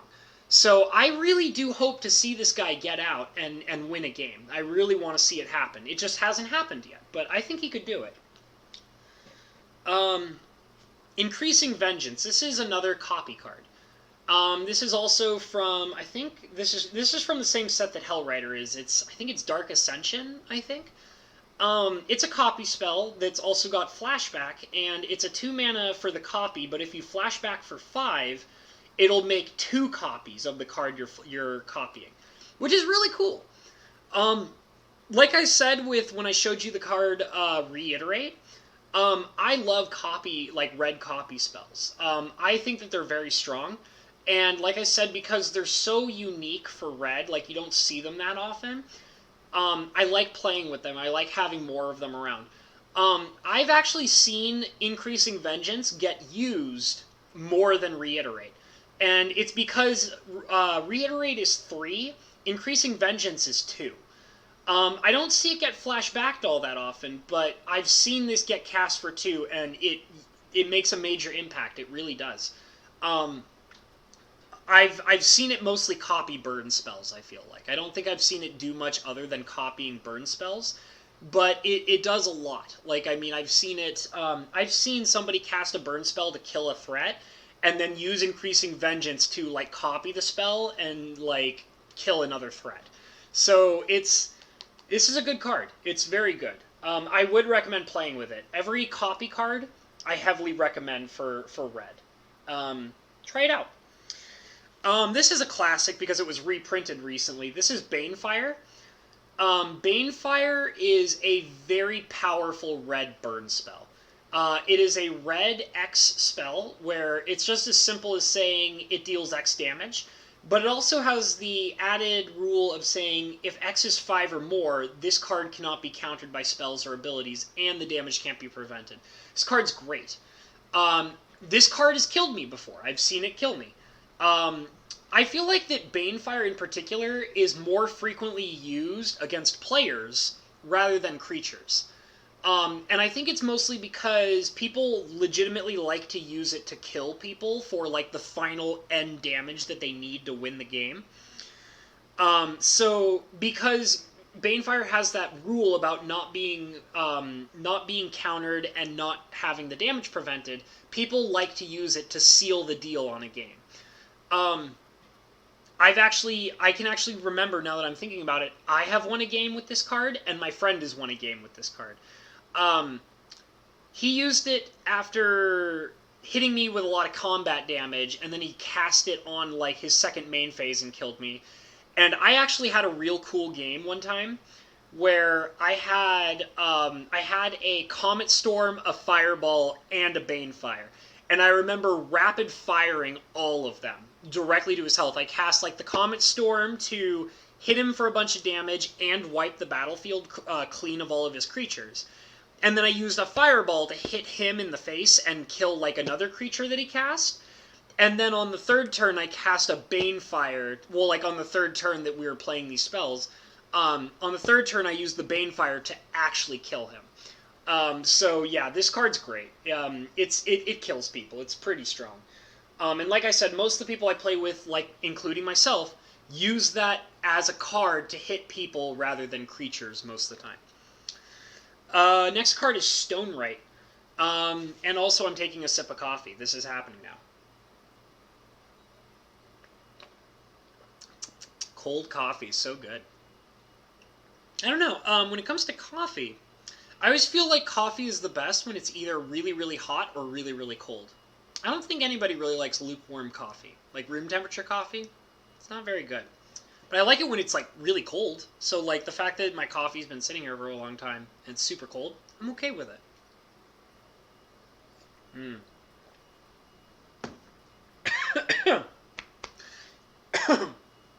I inhaled some coffee.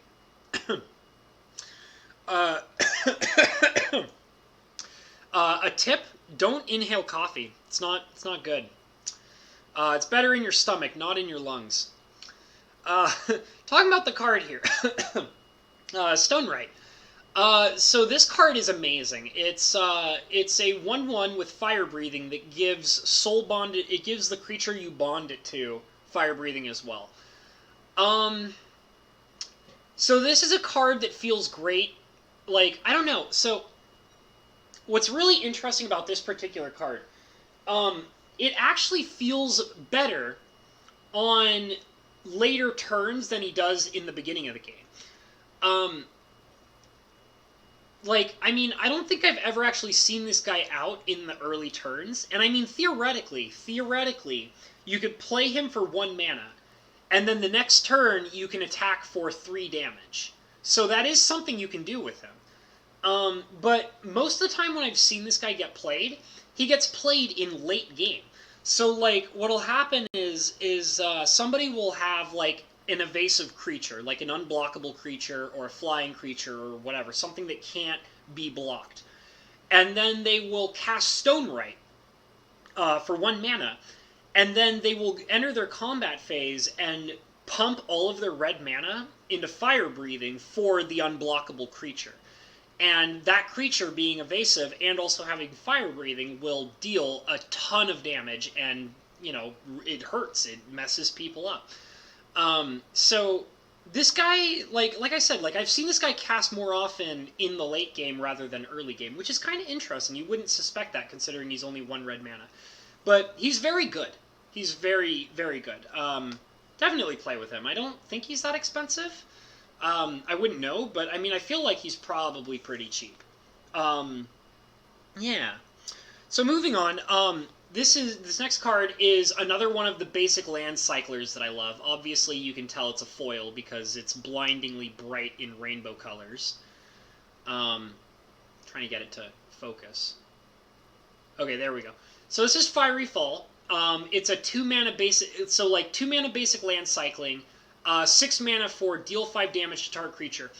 I would say that this is probably the most useful of all of the basic land cycling spells. This is great creature removal.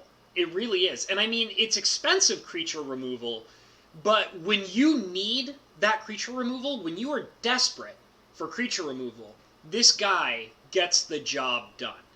And I mean, yeah, there is better creature removal, but the thing is that this is creature removal with basic land cycling attached to it. So like if you're in the early game and you need that land, it's a basic land cycler. If you're in the late game and you need to hit something for 5, he's there for you as a 6-mana removal. So like this card's great. I really think like people should try playing, like if you're playing with a cube that uses lands, you should try playing with these basic land cycling cards. They're fantastic.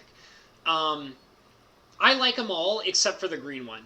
The green, I keep saying it every time I show it off. The green one is the only one I don't have, and that's because the green one is terrible. Don't play with the green one. It's the worst. Just don't do it. Moving on. Next is Charmbreaker Devils. This is another foil from Iconic Masters. I cracked this open myself. So so it's a 6-mana 4/4 devil. Let me get it to zoom in here. At the beginning of your upkeep, return an instant or sorcery card at random from your graveyard to your hand. Whenever you cast an instant or sorcery spell, Charmbreaker Devils gets +4/+0 until end of turn. So I was mentioning earlier that I used to have a Shivan Dragon in my cube, and then after talking with Mike Hatcher, I took it out. This is the card that replaced my Shivan Dragon that I used to have in the cube. This card is so powerful. Like, it basically will just allow you to keep recurring instants and sorcery spells, and there's also ways to make it so that you will only use certain instants and sorceries over and over again. And the boost it gets, +4/+0, is such a big deal. Like, I mean, this is like a Kiln Fiend on crack. Like, it's like a way scarier, way more powerful Kiln Fiend. I don't think this is a very expensive rare. I think I've heard people refer to it as a junk rare, so you might be able to get it pretty cheap, but this guy is not to be messed around with. He's very strong. He really is. I would definitely play with him. He's got a lot of utility. He'll allow you to recur as many instants and sorceries as you want.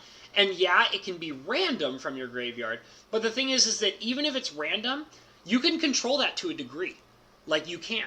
Like, one of the thoughts I have is you could probably cast something like Treasure Cruise, for example, and, like, get rid of all of your instants and sorceries except for the one that you want to keep. And then you'd be able to use that one over and over and over again while all the others are thrown away to delve from, like, Treasure Cruise or something like that. You know? So, like, it's great. Like, this is a great card. I haven't really seen it played yet, I'll admit it. But theoretically, I think this card is very strong. I think you can make a big deal.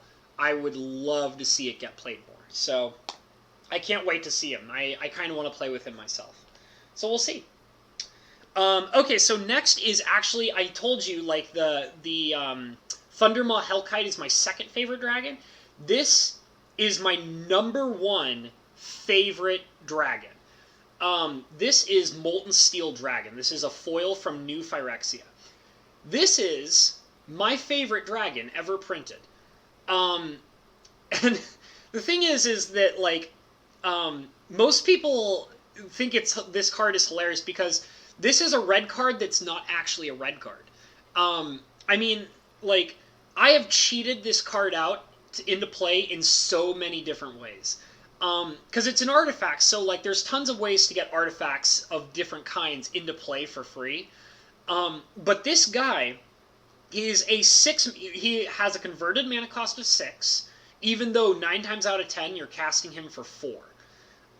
But he is a 6 mana CMC, even though it's most likely you're gonna pay 4 life and pay 4 mana to get him out. And he's a 4/4 flyer with Phyrexian mana fire breathing. So, like, you can pay red or you can pay 2 life to give him +1/+0. This guy, it's so strong. I've killed my friend a couple of times with this card. I get so... Whenever I see this card, like, whenever I'm playing Cube and I see this card in my picks, I always play it. And a lot of the times when I play it, I'm never playing red. Because this is a card that you don't need red mana to play. He's so good. He's so good. Like, a lot of the time what'll happen is when I get him out, I'll pay 4 life, and I'll pay 4 mana to get him out as a 4/4 flyer, and I'll just keep attacking with him every turn that I get the chance to do it. Like, every single time I get the chance to attack with him, I'll do it.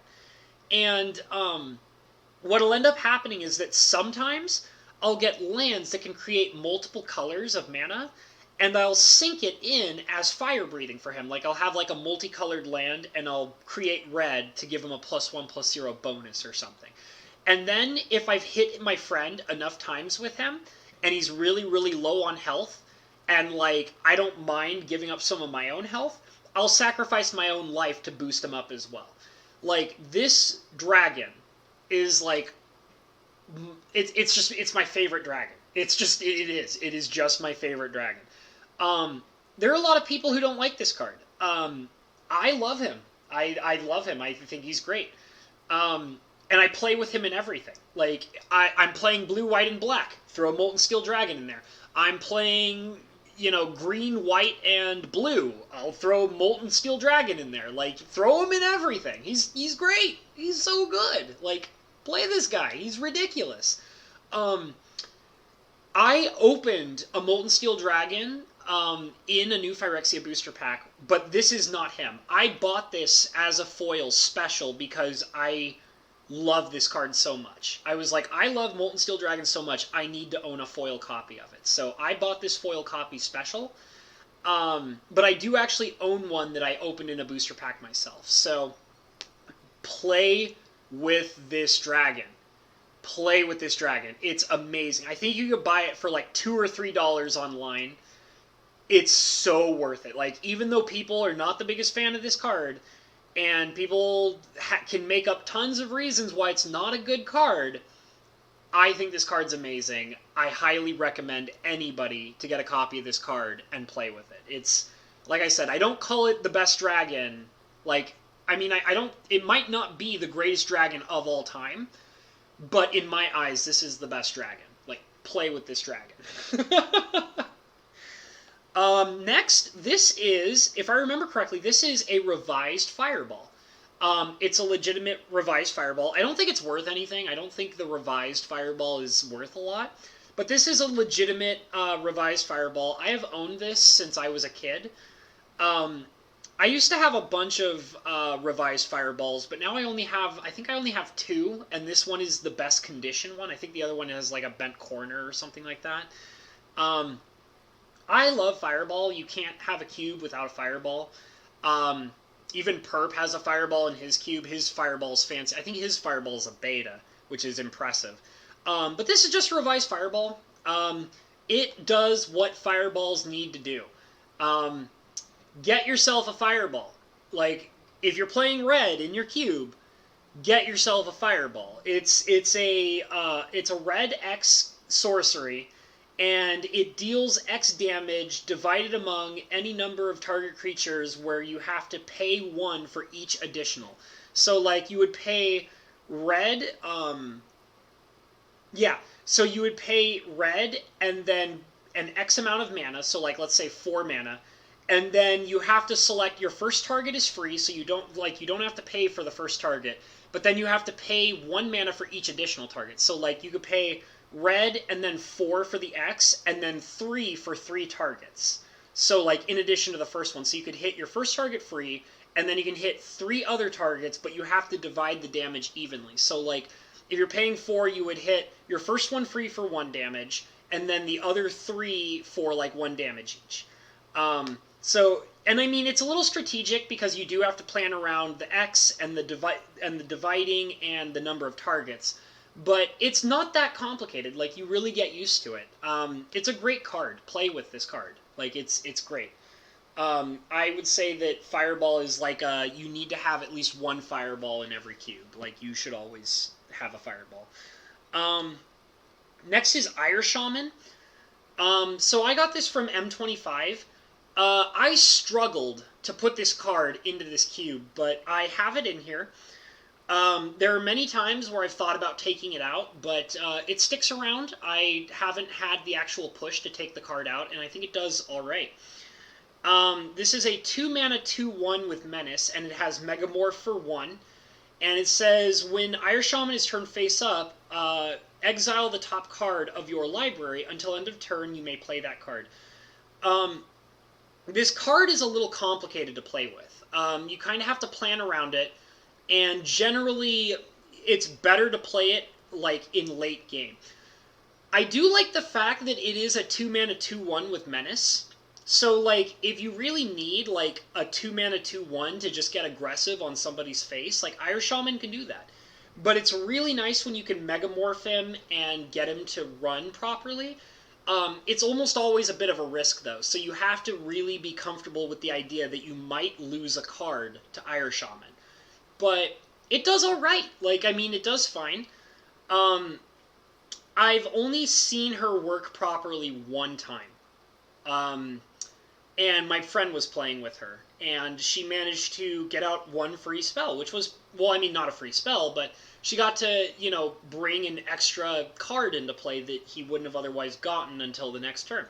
So, I mean, it does fine. Like, I haven't seen it do very much, and I'm always concerned about the power level of this card. I always think that there are times where I could probably take it out. Maybe I will if I get something better, but until then, she sticks around and she does alright.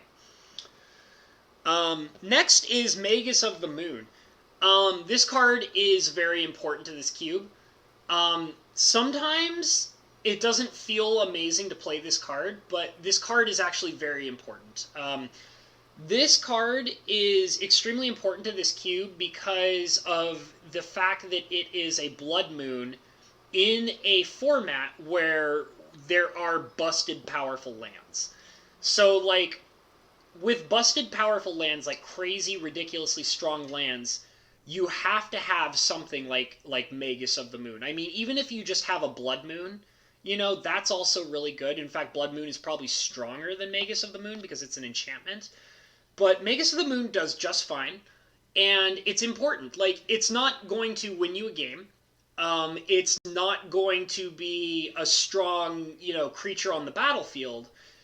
But what it is going to do is it is going to protect you from really scary, powerful lands that could ruin you in the game. So, I mean, you should probably play with at least 1 card that is like this.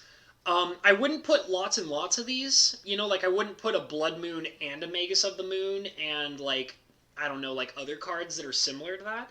Simply because this effect can be really oppressive. I agree, Wrath of Wood. I actually prefer this over Blood Moon as well. But part of the reason of why I prefer it over the Blood Moon is because, first of all, it's attached to a body, so if you get desperate, you can attack or block with it. And on top of that, part of what I like about it is the fact that it can be removed really easily because it's a creature. So that means that it won't feel like an oppressive force constantly. But this card is very important to the cube, and even though it's the only one of its kind, like there aren't lots of cards that turn non-basic lands into other things, this card is very important and it's very necessary to how my cube is balanced. I wouldn't necessarily recommend specifically this card, but I would recommend playing with a card like it. Like, for example, if it's easier for you to get your hands on a Blood Moon than it is to get your hands on a Magus of the Moon, put it in your cube. You will probably need it, especially if you're playing with really powerful lands like me and my friends do. So, great card. It's definitely important to how the cube is balanced. Alright, well, we were talking about this card earlier. This is Wheel of Fortune, and this is a proxy. This is not a real Wheel of Fortune. I wish it was. I would actually say I think Wheel of Fortune is easier to acquire than other, like, for example, Power 9 cards. But this is definitely a proxy. If you have never played with a Wheel of Fortune, this is an extremely, extremely powerful card. So, I'm trying to get it to focus here. Hold on. Let me bring it down, and then bring it back up. Come on, you can do it. Bring it down. Okay, there it is. Both players... Oh, it just went out of focus again. Both players must discard their hands and draw 7 new cards. This card is great. So, the thing about Wheel of Fortune is Wheel of Fortune is famous for being the card that covers up one of Red's main weaknesses. So, Red's weakness is usually considered to be running out of cards and running out of power.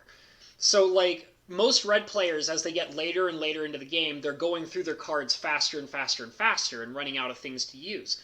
Wheel of Fortune is a card that basically says, hey, Red player, I noticed you don't have any cards in your hand. You've run out of cards. Why don't you play me and draw 7 new cards? And then you have all of your Red power again. So this card is incredibly strong. It's extremely strong. And the best way to play this card is playing as many Red spells as fast as possible, and then playing this when this is the only card left in your hand. That way you don't have to discard anything, and you draw 7 cards. Extremely powerful. Like, it's extremely, extremely powerful. Play with it. If you can get your hands on a copy, whether it's real or whether it's a proxy, play with it. It's very strong. So this is a favorite Red creature of mine. This is Keldon Marauders. Keldon Marauders is I would actually say it's probably one of my favorite Red creatures. So this card, in my brain, is 2 mana for 5 damage.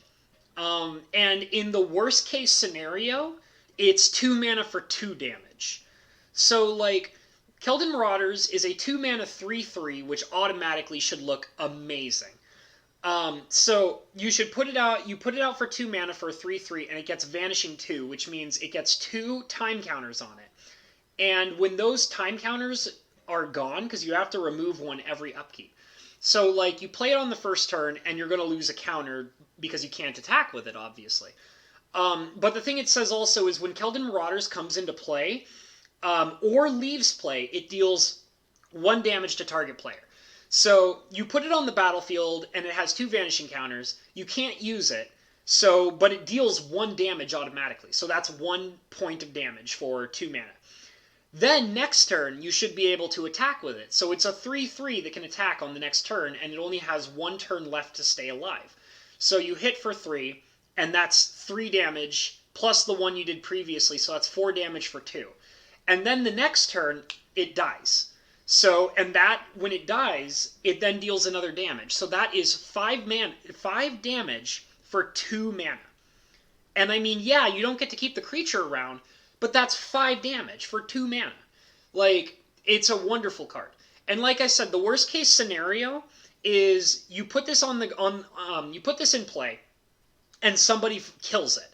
So it deals 1 damage, and then it leaves play, and then it deals another damage. That's 2 mana for 2 damage. It's great. There's no way to lose with this card. The only way that this card feels bad is if somebody uses a counterspell on it. But the thing is that this is a 2 mana card, so most of the time people don't really want to spend a counterspell on a Keldon Marauders. So this card is almost always a feels-good card. Like, it doesn't matter how long it stays around or how fast it dies. Like, well, that's the same thing. It doesn't matter how long it stays, but even if it doesn't stick around very long, this card always feels great. It's wonderful. I love Keldon Marauders. It's a great card. Next is the fourth member of the Morphling family. This is Torchling. This is an original print from Planar Chaos. I opened this in a booster pack. It is a 5-mana 3/3 with 1 red, untap Torchling. 1 red, target creature blocks Torchling this turn, if able. 1 red, change the target of target's spell that targets only Torchling. And then 1 mana to give either +1/-1 or -1/+1. This guy's really good. He's really hard to deal with, actually. He is immune to most forms of removal. A lot of the time, because, like, I mean, the changing of the target thing doesn't necessarily allow you to return him to your hand or any shenanigans like that, like a lot of the other Morphlings have. But the fact is that when people see that ability exists, and you have 1 red mana open constantly, people aren't going to use spells to try and kill him. They're going to try to kill him with creatures, and if you're doing it right, this power and toughness ability should take care of the creatures. But this 1 red ability, like, it's actually funny because he has this ability on him, but you probably will never use it. Like, that's what's really funny. People see that ability, and they're like, I can't do anything. Like, I can't. So that ability is because it's funny because, you know, with the other Morphling creatures, like, you have the Brightling, which can return to your hand for a white mana.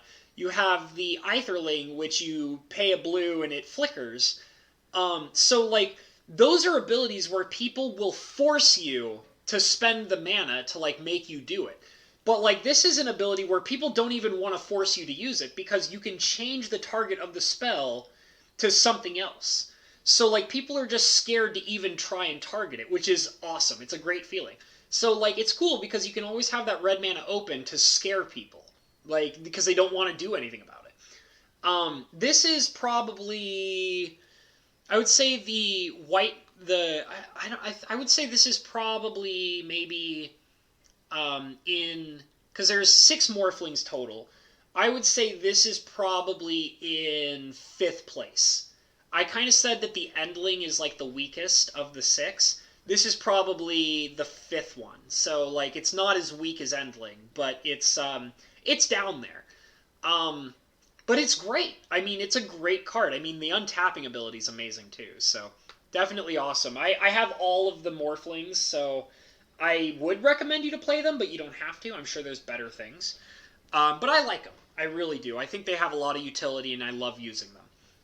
Next is Aether Membrane. This one is a copy that I got in a dual deck, and this is a pretty strong card. It's a 3-mana Defender Reach, and it says when it's a 0/5 wall. And it says whenever Aether Membrane blocks a creature, return that creature to its owner's hand at the end of combat. So, let me kind of let it zoom in a little bit. There you go. So yeah, this is actually a pretty strong card. People won't throw things into it because of that ability. But you can always feel safe behind it. You know, it's kind of like what I was saying about the Torchling previously, where it's like, it's an ability that you probably won't use very often. But because people are scared of it, they will actually purposely stay away from this card. Like, they will see it on the battlefield, and they'll be like, okay, I have to plan around this card. It's very good. It's probably, I think it's, I used to only have, like, 2 walls in the whole deck, but, I mean, in the whole cube, but I took one of them out. This one is still here.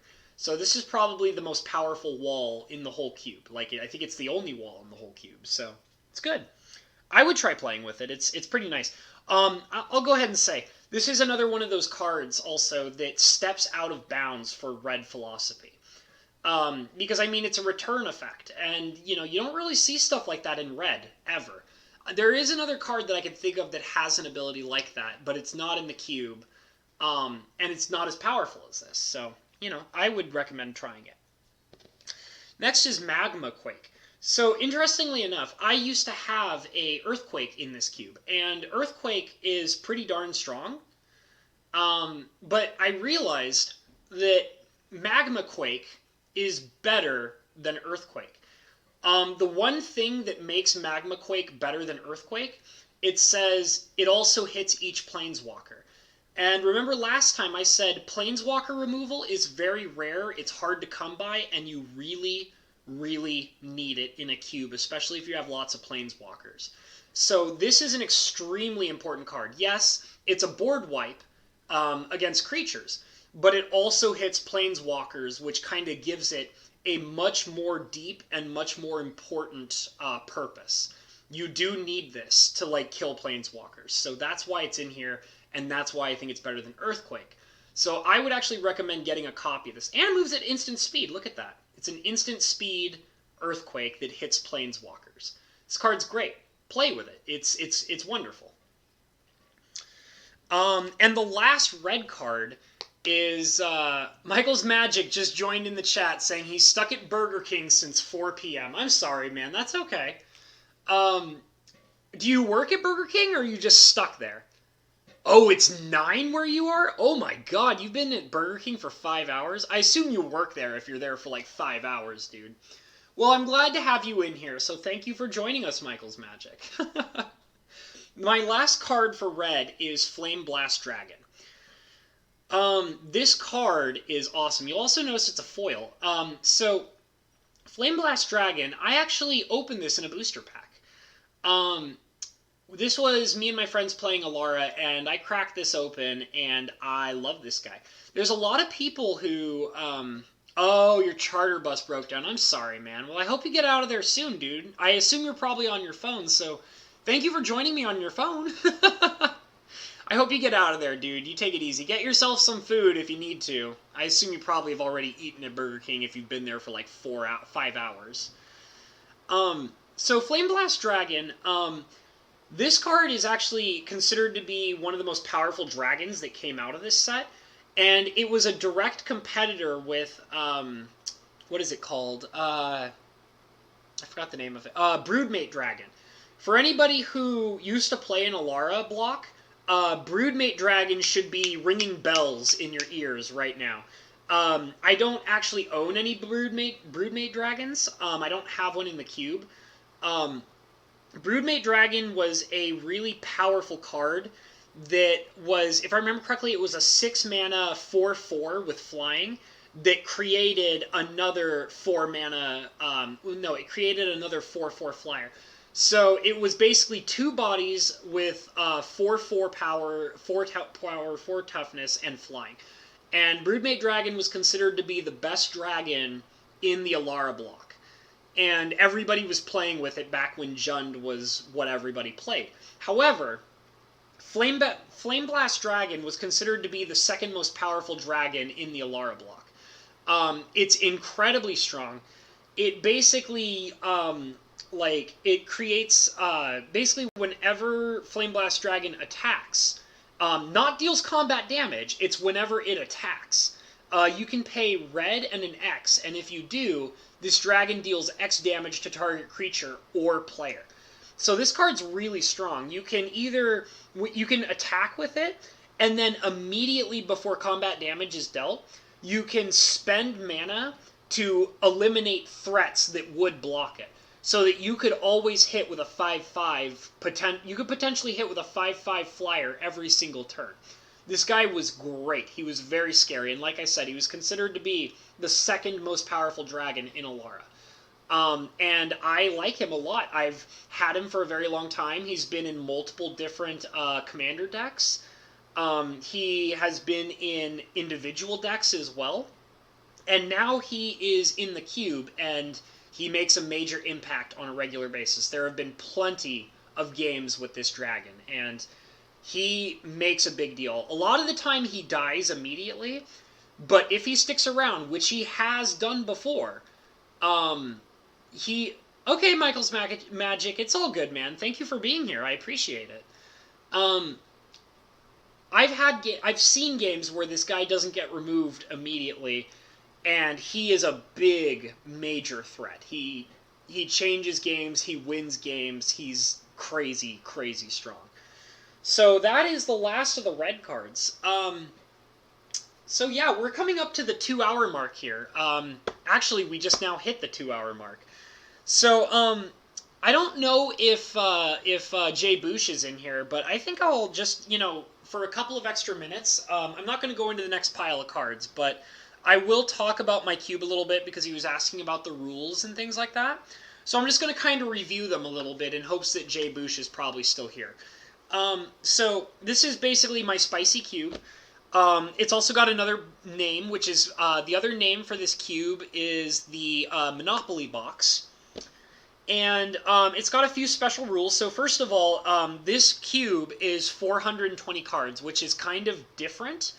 I think most cubes are different sizes. I think it's like a normal cube is like 360 cards, I believe. But this is 420, so this is just a little bit bigger than a small cube. And this is not your average drafting cube. It's got a few different special rules to it. So the first major rule is that it's 420 cards, and basically what happens is it's more like a constructed type of format where instead of drafting, you get packs of cards and you build a deck. So what would happen is if you're playing with, it can suit the entire size of the cube, can accommodate 4 people total. And what you do is, I've never actually played a game with more than 4 people. Usually it's just me and one other friend of mine is usually how I play it. So what you would do is you would split the cube in half, and all your cards should be randomized. I will show you guys like eventually how to like randomize all the cards because I do have a method for it. But anyways, every person of the 4 people you are playing with get 5 piles of 21 cards, which added up, 5 piles of 21 will equal the total of 420 cards in the cube. So every player gets 5 piles of 21 cards, and there's no drafting in the sense of like you don't like grab a pack, take 1 card, and then pass it to the left. Like you don't do that. Instead, what you do is you get your 5 piles of 21, and then you basically both flip your piles over, and you basically go through all the cards, and you figure out what you want. So, like, usually the most common thing is that most people pick 3 colors. Very rarely people pick 2 colors. Nobody does monocolored. I've never seen a single person go monocolored. So you go through your 5 packs of 21, you kind of organize all of them into like colored piles as you see fit. And then you just kind of like figure out what you want. So usually people will go to how to balance colors, only blue creatures, ban force. Okay, I see that. I can see that. Yeah, I stick by what I say, ban all islands. Because we keep banning cards all the time, right? I say we take out the major problem of banning cards. We'll just ban islands. There you go. Just ban all the islands. That way nobody will play blue and everything will be fine. That's how it should be. So anyways, you have your 5 piles of 21. You go through all of them. You sort them into colored piles. And basically once they're all sorted into their proper piles, like you have your white, your blue, your black, your red, your green, your artifacts, your lands, and your multicoloreds. So then what normally we do is we go through our lands and we go through our multicoloreds. So your lands will help you figure out what colors are going to be easiest to run for you. And your multicolored cards are going to help you figure out what you're going to want to play for your colors. So looking through your lands and your multicolored cards are going to help you build the backbone of the deck you're playing. So basically you build your deck. Most people don't build 60-card decks. Most people build 70-plus card decks because it's easier that way. And because everything is singleton and you can't depend on any one particular strategy or consistency, it works fine, trust me. And you will want to accommodate your land base to that. So you build your deck, and basically you start fighting each other. You play like a regular normal game. The normal game is just like playing regular constructed Magic, pretty much all the same rules. There's only a few teeny tiny differences.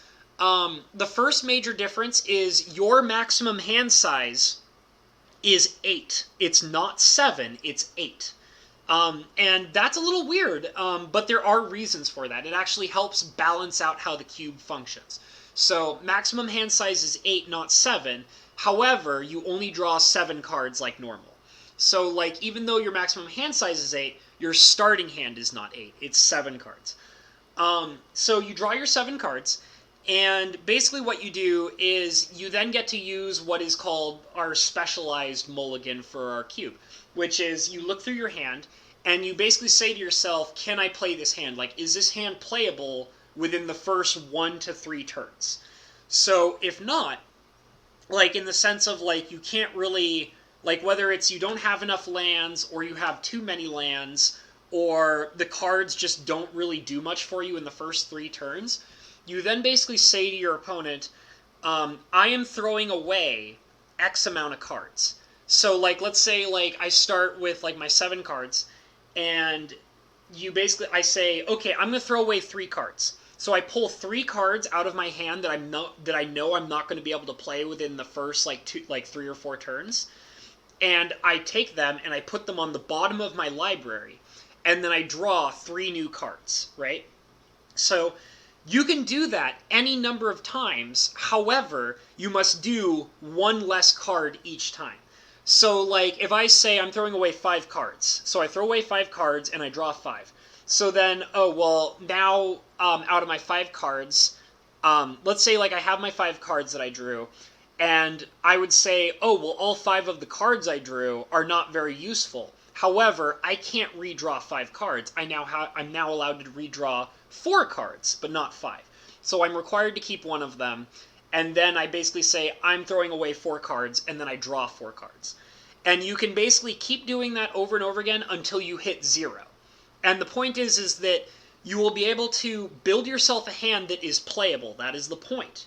It's not to have a perfect hand, it's to have a playable hand. And you'll always be able to keep all 7 cards.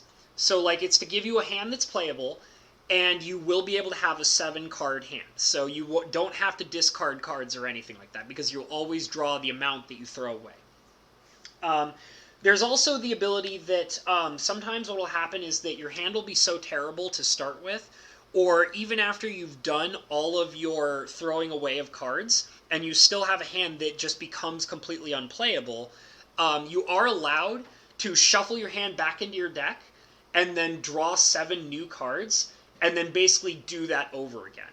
And we've never had a situation where people are constantly doing it over and over and over and over and over again. That's never been a problem.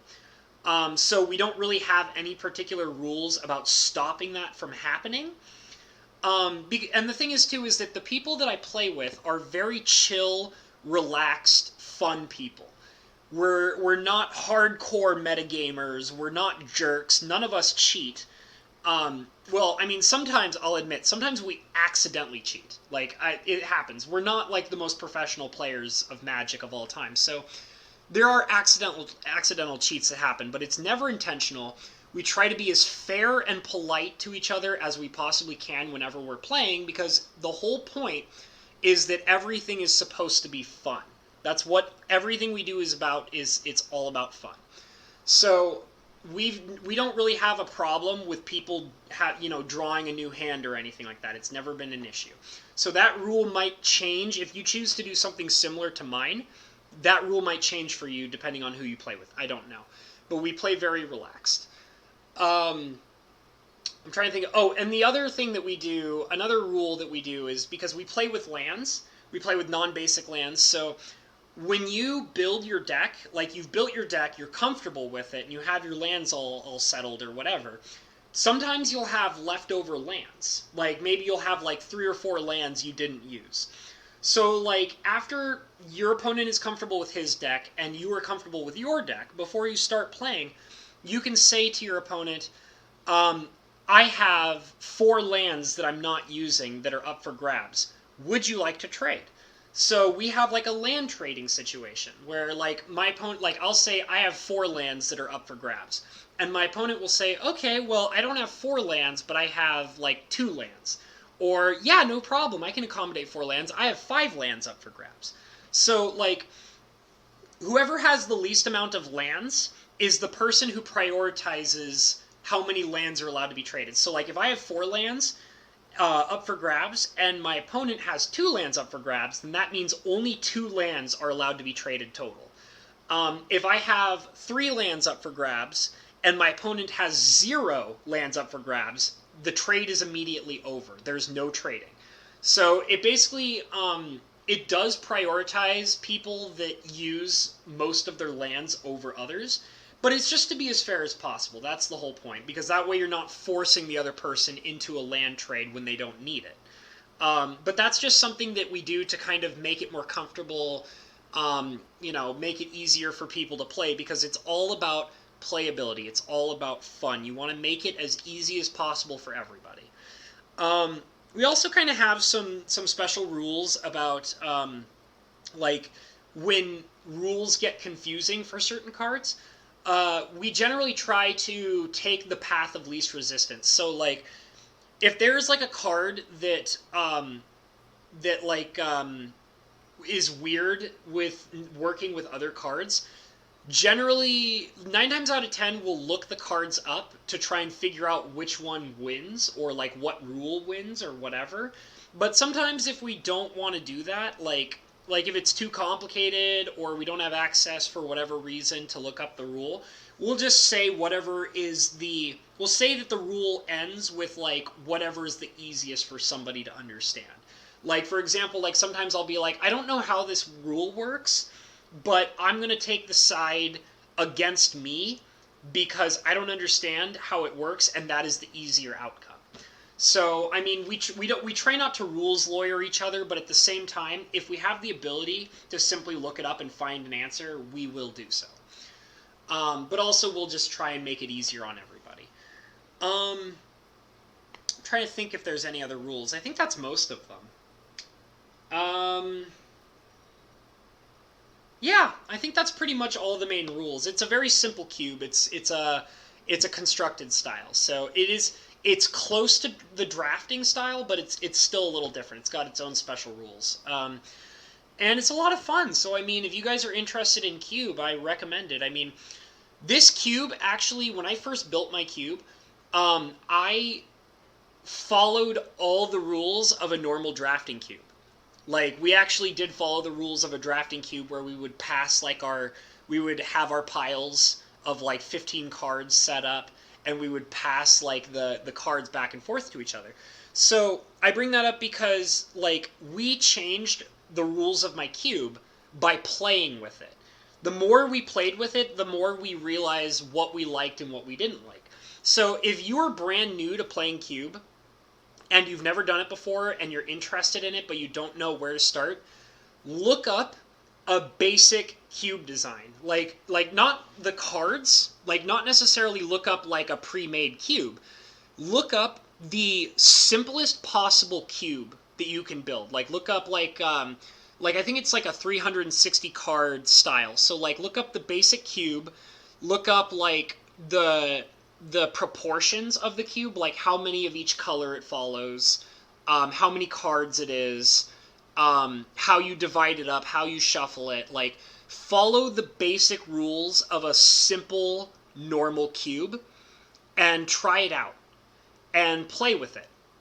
And you'll find that, just like what happened to me, you'll realize that maybe playing a basic cube is not as fun as you would think it is, but you could tell that it is fun, but you also realize that maybe you and your friends would like your own special rules, and you'd like to try out different things.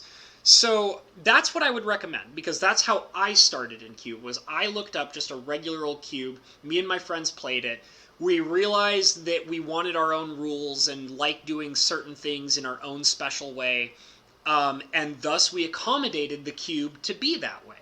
And thus we built our own format. It's kind of like what, like, just kind of do it on your own, do your own thing, try out the basic one, see what it's like, figure out what you would change, and then change it. And then you'll have your very own personal cube with your very own personal format that you and all your friends will love and enjoy. Like that's how you should do it, I think. It's different for everybody, and that's the best way to do it, because everybody kind of has a person's cube is like their own personality. You know, it speaks about you. It speaks about the kind of person you are. It speaks about the kind of player you are. How you like to play your Magic, how you like to play with your friends, you know, things like that. So figure out what works for you and build your cube around it. So we've been here about 2 hours and 15 minutes, so I think we're going to wrap it up. I really loved having you guys all out here. I love the fact that there is like this whole cube craze going on right now, and it's like the cool thing for Magic players to do. I love that. I think that's so awesome. I'm all excited about it. You know, you guys probably know as you've been in here that I love Cube, and I love the fact that it's getting popular and it's the cool thing to do. So I love being able to show you guys how a cube works, how you can build it around you and things like that. So this has been great fun for me. I love it. So thank you guys all so much for being out here. I really appreciate it. Let me say my normal things. If you're not already subscribed to the channel, please do so. Make sure you ring that notification bell so you guys can know whenever I'm going to stream. In the description below, I have information about my Discord, which is the same exact name as my channel. So if you want to jump on the Discord to be updated about when I'm going to stream, that's the best way to do it. Also, we talk about all sorts of really fun things. We talk about Magic, we talk about cooking, sometimes we talk about games, like all sorts of fun stuff. So please join the Discord if you would like. It's a public Discord, same name as channel, easy to find. Also, I have a DeviantArt profile page, so I also normally do paintings, so if you're interested in my paintings, please look into my DeviantArt page where you can take a look at my paintings and see if you're interested in any. If you would like to donate or purchase any of my paintings, I have a PayPal in the description below. So please go ahead and give me some money if you would so choose to do so. I really appreciate it. Also, I have a P.O. box in the description below, so if you would like to send me fan mail like wonderful Mr. Bo Falcon, that is also in the description below, and you can do so. So I think that's pretty much it, and I had a great time with you guys. Thank you all so much for being out here with me. And I'll say, like I always like to say, follow your dreams, guys. I'll see you next time, okay? Take it easy. Bye, guys!